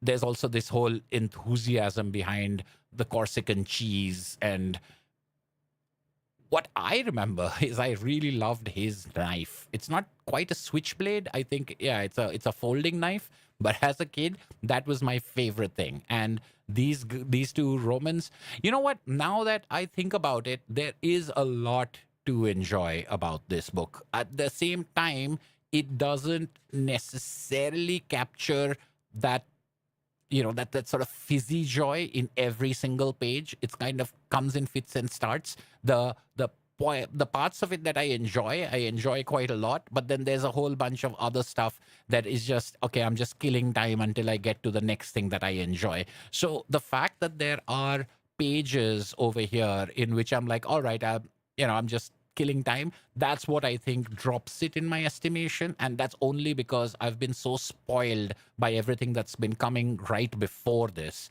chronologically, in the whole series, where we've gotten to that incredible hat trick, but we've got stuff before it and after it that's doing so well, including Soothsayer. So again, I think this, if you read it standalone and separately, it might be at a very high level compared to where it ends up if you're only looking at it compared to what has come before it. So in that spirit, I will say that let me take Corsica, and I'm going to put Corsica in at the greats, because it's definitely better than Asterix in Spain. It's definitely better than Banquet. And it's better than Olympic Games. But is it better than Cleopatra? Is it better than The Big Fight? Is it better than Asterix in Britain? Is it? I can't think it is. But it is better than Olympic Games. And Olympic Games is pretty much the pinnacle of the pretty goods. I can't see anything being better than Olympic Games and not being great, because Olympic Games is fun. It's just not as great as some of these other things. So yeah, I'll put Asterix. So it's funny. See, the way I talked about it, it was as if Asterix in Corsica is bad, but it's still in the greats, because that's the way the Asterix comics are. It's in the greats, but I'm going to put it on this side of Cleopatra, and I'm going to put Big Fight and Britain on that side of Cleopatra. Controversial? Perhaps. Discuss. And now for the last book over here, which is Asterix and Caesar's Gift. And Caesar's Gift is actually, it's kind of it's a funny story. It's not bad. It seems a little like we've seen it before, or we've seen variations of it before. But first of all, it's got great artwork. As I was saying, that just doesn't go away. That just gets better and better. It's got a great way of starting away from the village. I really like that. You got a drunk soldier, and he has been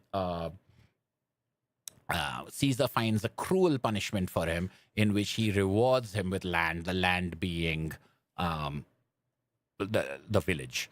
But the drunk soldier trades that land with an innkeeper for some booze, and the innkeeper is the one who shows up at the village to say, this is something that's been granted to me. And then you've got the hijinks. Now, what's interesting over here is the elections and the standing for elections. And I mean, we've seen variations on this. There's even a terrible Gene Hackman and Ray Romano movie, which is sort of similar. It's like you've got these elections going on, and an outsider and an insider, and it's funny stuff, but the stakes don't seem to be that high.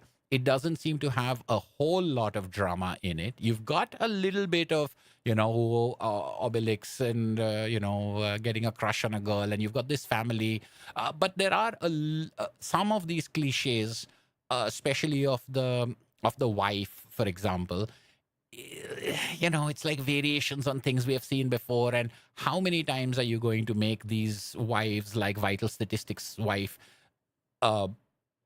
like shrewish and shouty? However, what I do like about this is the way that the wives are complicated a little bit more, and the way that they take on more central stage about their stupid husbands sort of ruining their lives and going down this other thing. And the resolution of this is a much more, heartfelt kind of things ones. But I think that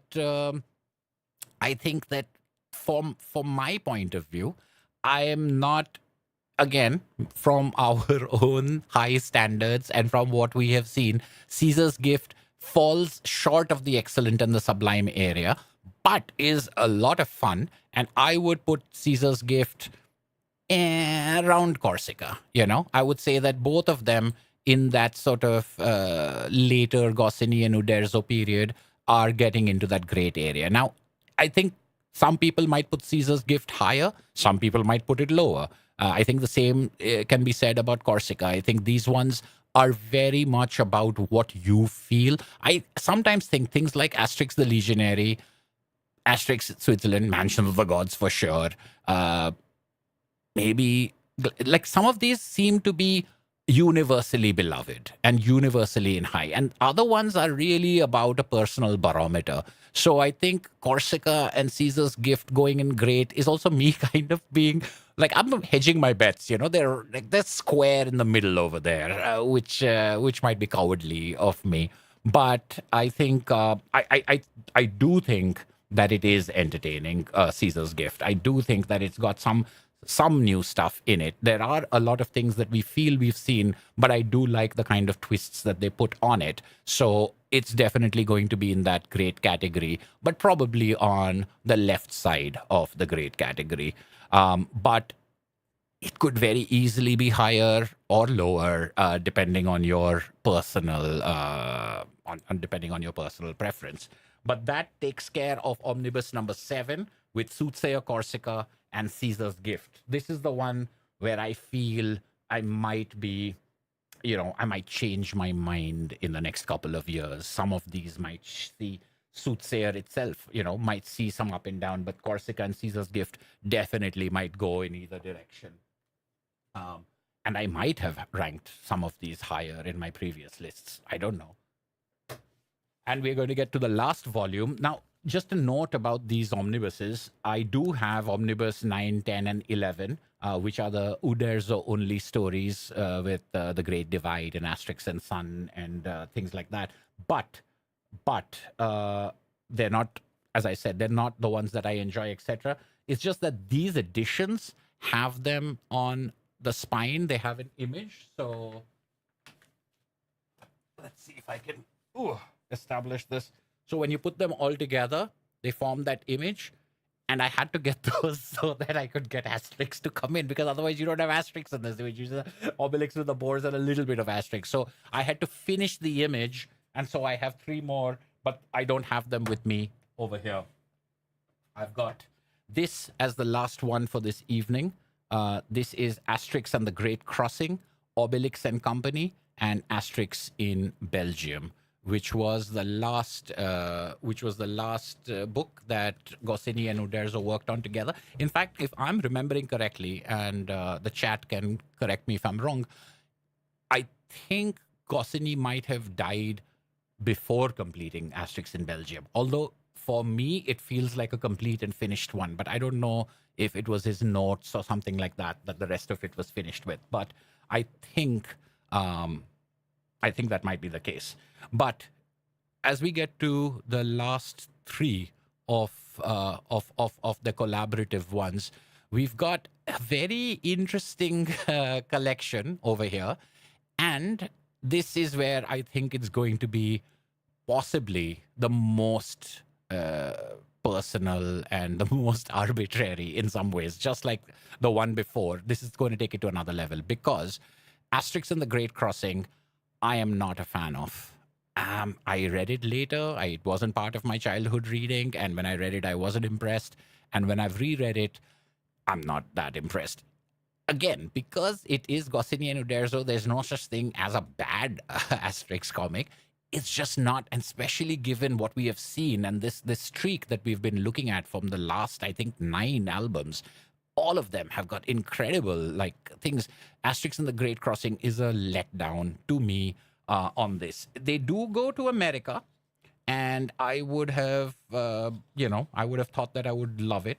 I love the storm sequences. I love the sky and the ocean over here. Again, the art, there's no faulting it. All the way to the very end, there's no faulting the art at all.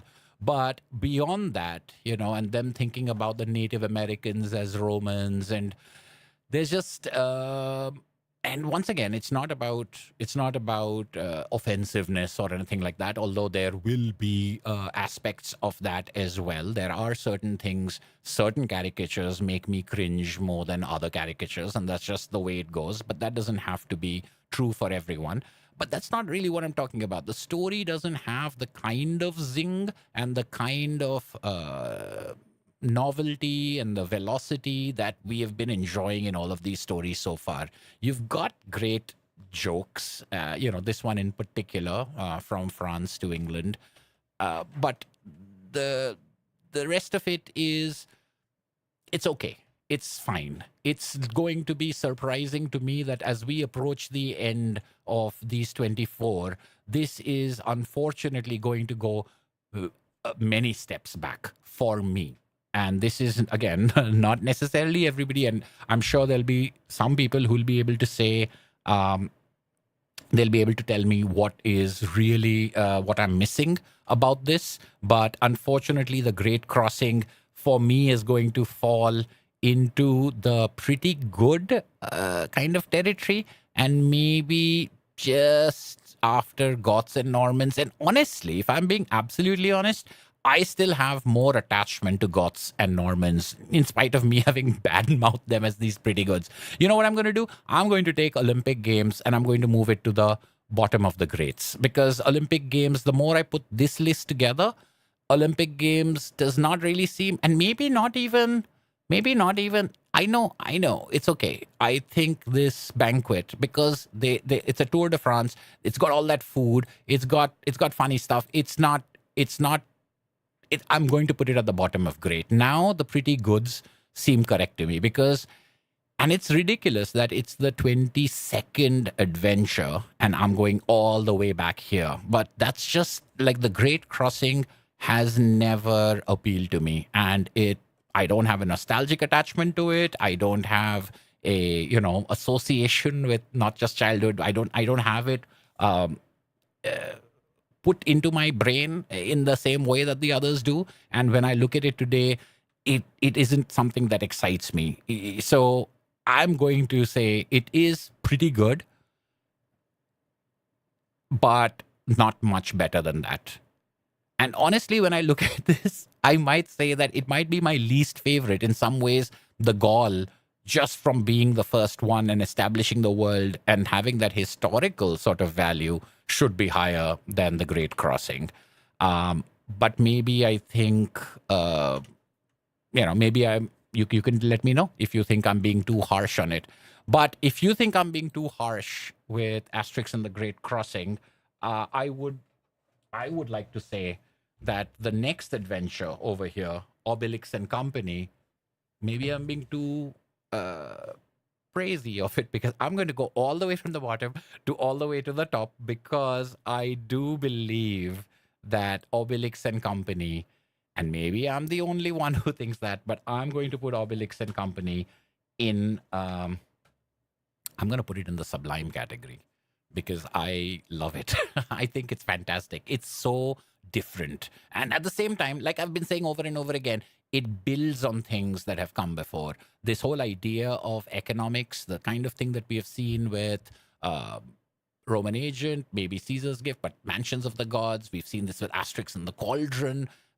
It comes back over here, and it takes this whole idea of capitalism and enterprise, and what does that mean for, because even in Mansions of the Gods, you had them all changing their village into either selling antiques or selling fish. It was like this, it was like cater to the tourists, etc. And over here, Obelix becomes like the main character, and it's his company and it's his business that starts doing well, and then the changes that come over this lovable character that we have from the very, very beginning is incredible. And then the commentary, the things in the story about economics, about capitalism, about money, and about how that changes people and what these values are, is a lot more complicated than, it's not just a simple bad, that kind of thing. You also have the same kind of gags that you've been having. Obelix collecting Roman helmets is one of the greatest things in comics. It's just lovely. And the fact that they kept it going for so long across so many adventures is terrific. But again, you have, like before, you've got like some sleazy, slimy guy coming in from Rome and then just kind of messing with things, and just messing with things not through arms, because obviously they can't beat the Gauls. They have it has this idea of like they're their own worst enemies. The Gauls are the ones that create the biggest problems for the Gauls. The villagers, when they have friction with each other, that is the only time that the Romans truly win. That's when and it's them reconciling with each other that defeats the Romans. That is a theme that comes up in some of these best ones.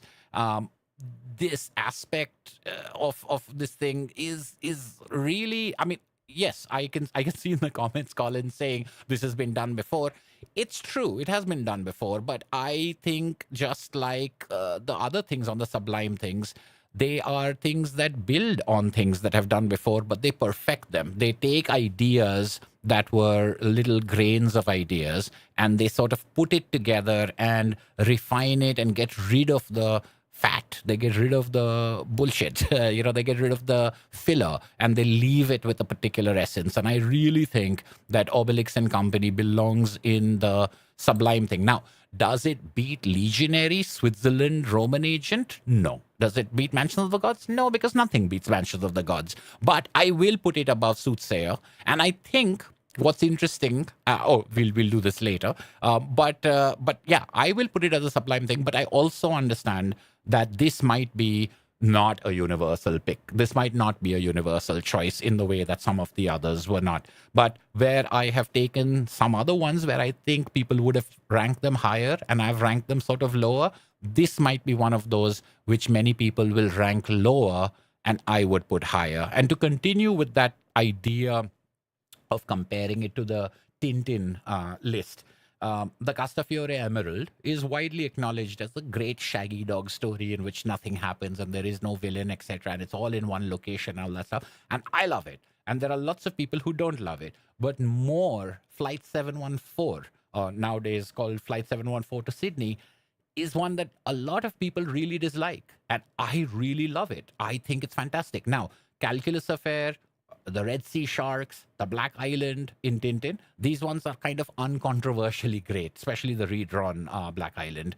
But Flight 714, it's not everyone's favorite, but some people who love it and some people who really love it, they know why they love it, and they're okay with other people not liking it as much because it just makes it feel a little better. So I think for me, Obelix and Company might be a little bit like that. I am not sure what the grand popular opinion on it is, but I get the sense that it may not be, particularly coming in towards the end, it may not be one of the ones that people think is fantastic. But to me, I think it really brings together and pulls together the things that Asterix has dealt with, the comic series has dealt with, fantastically. It puts it together brilliantly, because what is the thing with Rome? Rome is an all-conquering force that takes over everything except for this one village. And the reason it can't take over this village is because they're mightier. Like they're mighty. They've got powers of strength.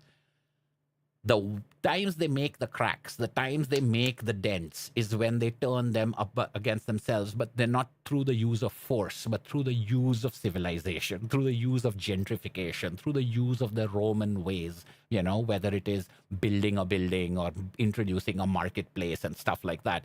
And I think doing that with Obelix, I mean, like, we've seen Obelix be in love and we've seen him, have a cry, etc. But to do that with him, it's just to me, as a reader of all of these adventures, who has read 23 adventures by the time, this is the 23rd adventure that we're reading of that thing, to do it with that character and make that lovable character into this thing without making him a completely different person. He's still very recognizably Obelix, but to do that is, I think, just genius. And it's, while I understand the argument that it has been done before and things like this have been dealt with before, not this perfectly and not this wonderfully and not with these kind of twists. So there's nothing new under the sun is one way of looking at things.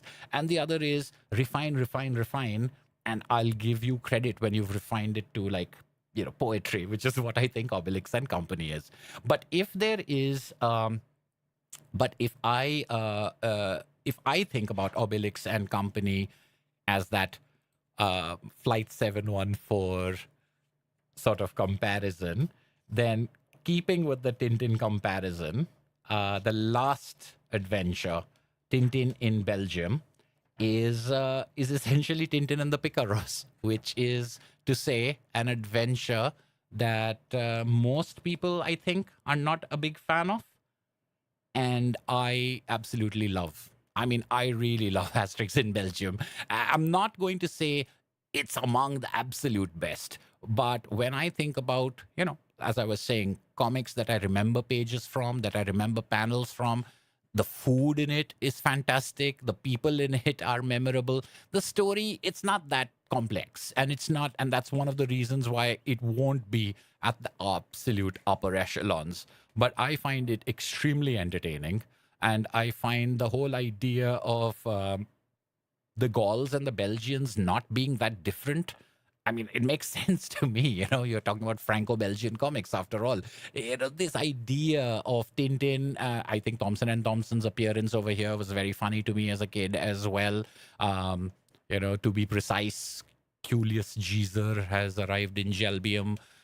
Again, that kind of calling back to not just Tintin's stuff, but also to their Furpeckley and Zigackley stuff. And the two chiefs being this way, Brussels sprouts, the kid with the beer. These are things that really stick out in my head. And the food in it. And then there is that painting. There's a lot. I mean, of course, we could spend a lot of time talking about all the great classic art that is referenced in the pages of Asterix. But then there is the great banquet scene. Let me see if I can find it, which is also something that I remember very clearly.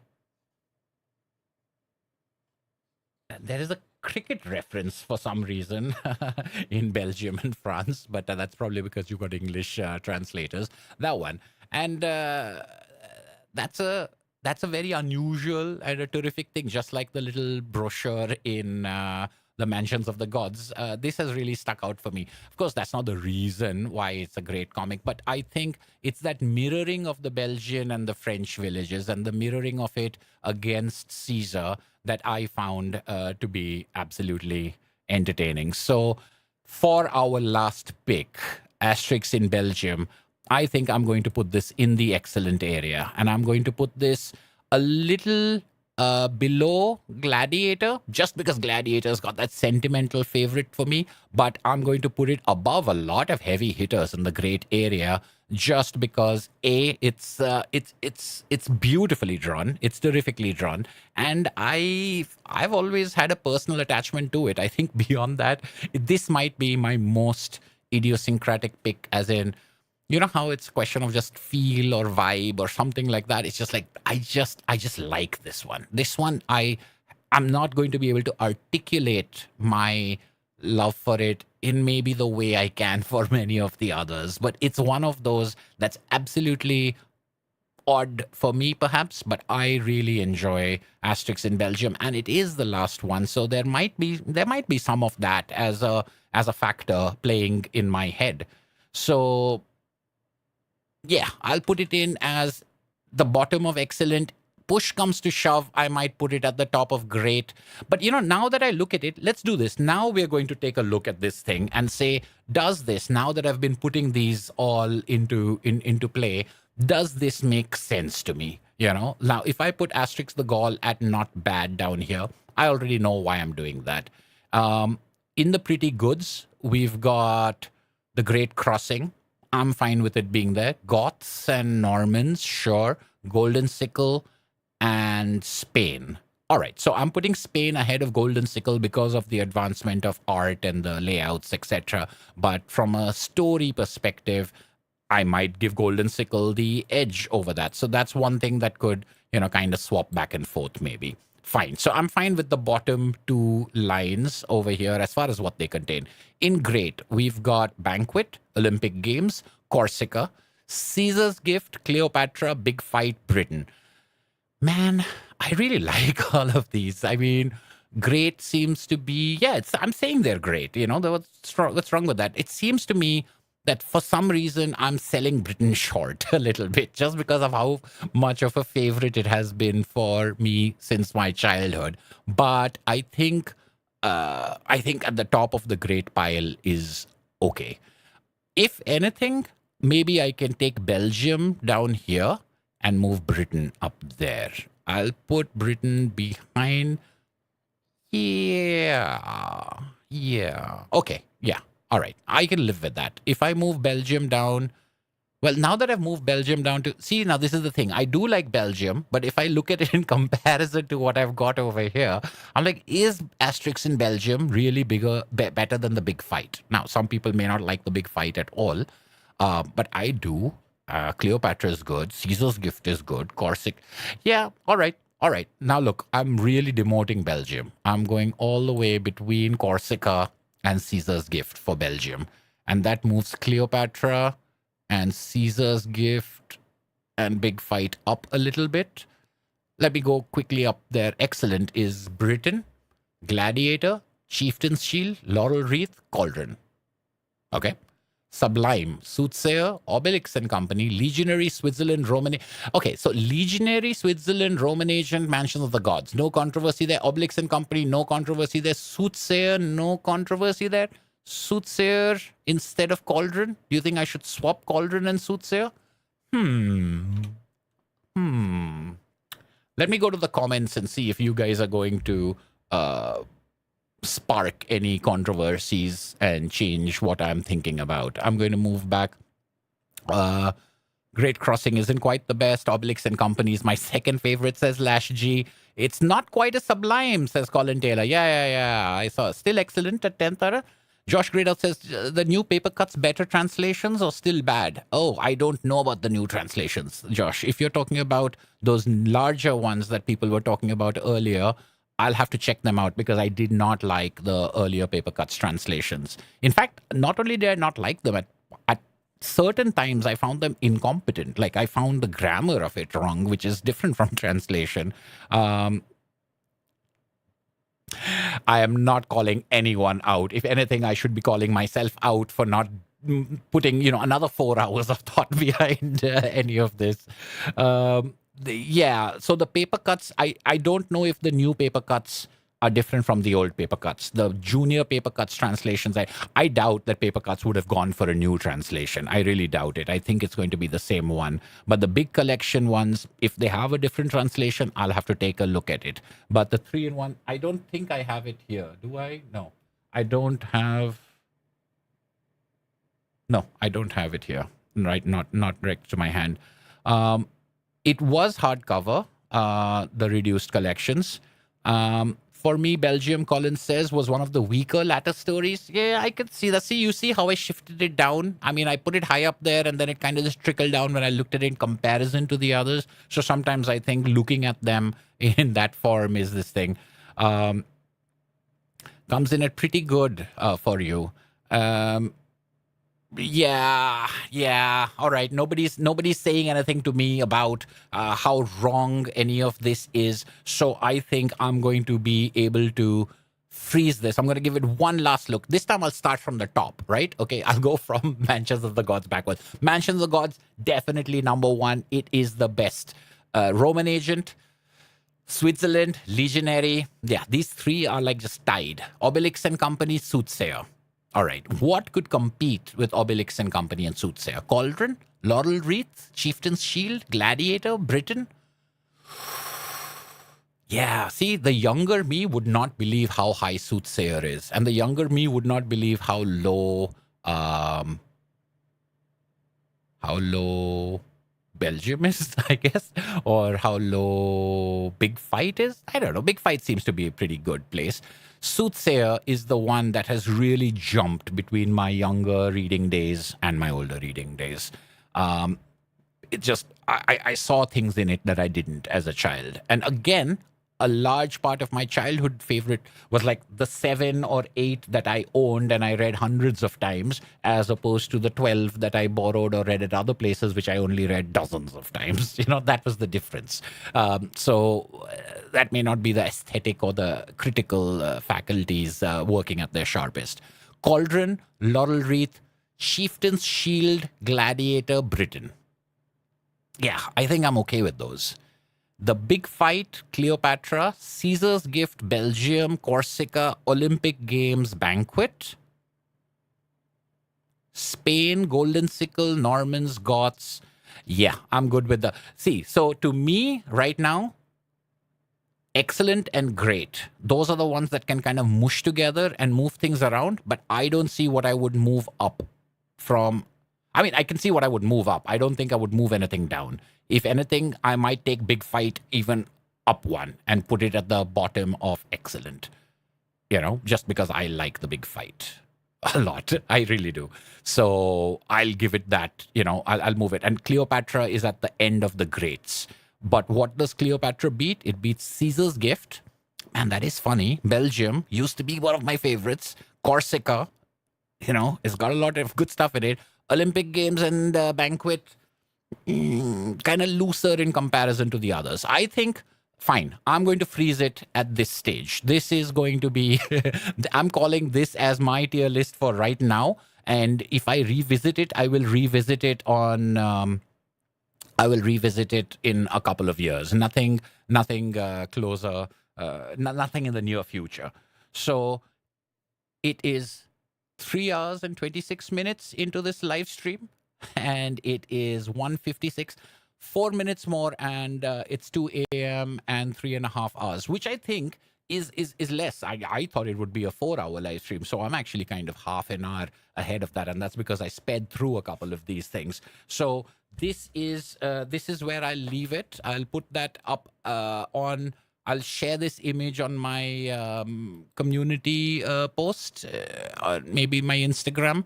But it's all on this side of the screen. It's going to make for a weird image.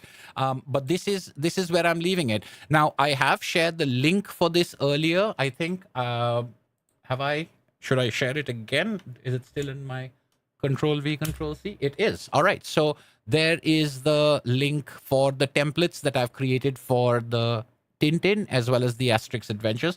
I do think that you can use this template and add other Asterixes to it. So if you want to add the covers of the Uderzo only albums, etc., feel free, to go ahead. And also, YouTube has started this thing in which you can share posts.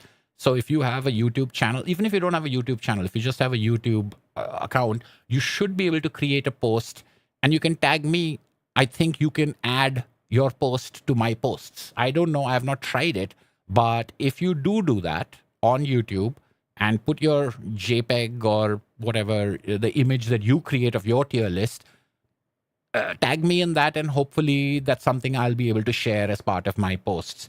These are the Asterix albums that I was using. If you want, the affiliate links, as I mentioned, are in the description, as well as that big box set of the single albums. That's also there. Although, honestly, I find that to be a little overpriced. I think these 3-in-1s at full size and the original English translations are the way to go. So that's what I would recommend. I haven't read the new paper cuts ones, but if they're keeping the old translations, they just didn't work for me, and you can check out that other video. And if you are still around, and thank you, Colin, for the kind words. I would appreciate if you haven't hit like, please do hit the like button before you log off, just so I see if that makes a difference or not. As I said, this is a grand experiment I'm running. And thanks so much, everyone, for joining me for this semi-marathon session, which I've had a great time with, and floundered and fumbled my way somehow to what looks like a list that I'm quite happy with. I think it's representative. I think it's good. I think I can stand behind it, at least for the next couple of years. And if you have serious issues with any of my picks and serious arguments to make, please leave them in the comments of the VOD once this live stream is done. However, if you have been putting chats in here, they will also be available for posterity. But it takes, I think, about 12 hours for it to render into HD. And once the video is in HD, all of your comments in the live chat will be accompanying this video forever. So thank you very much, everyone. Thanks for joining me tonight. This has been For the Love of Comics, doing an Asterix tier list, and I'll see you at the next video. Take care.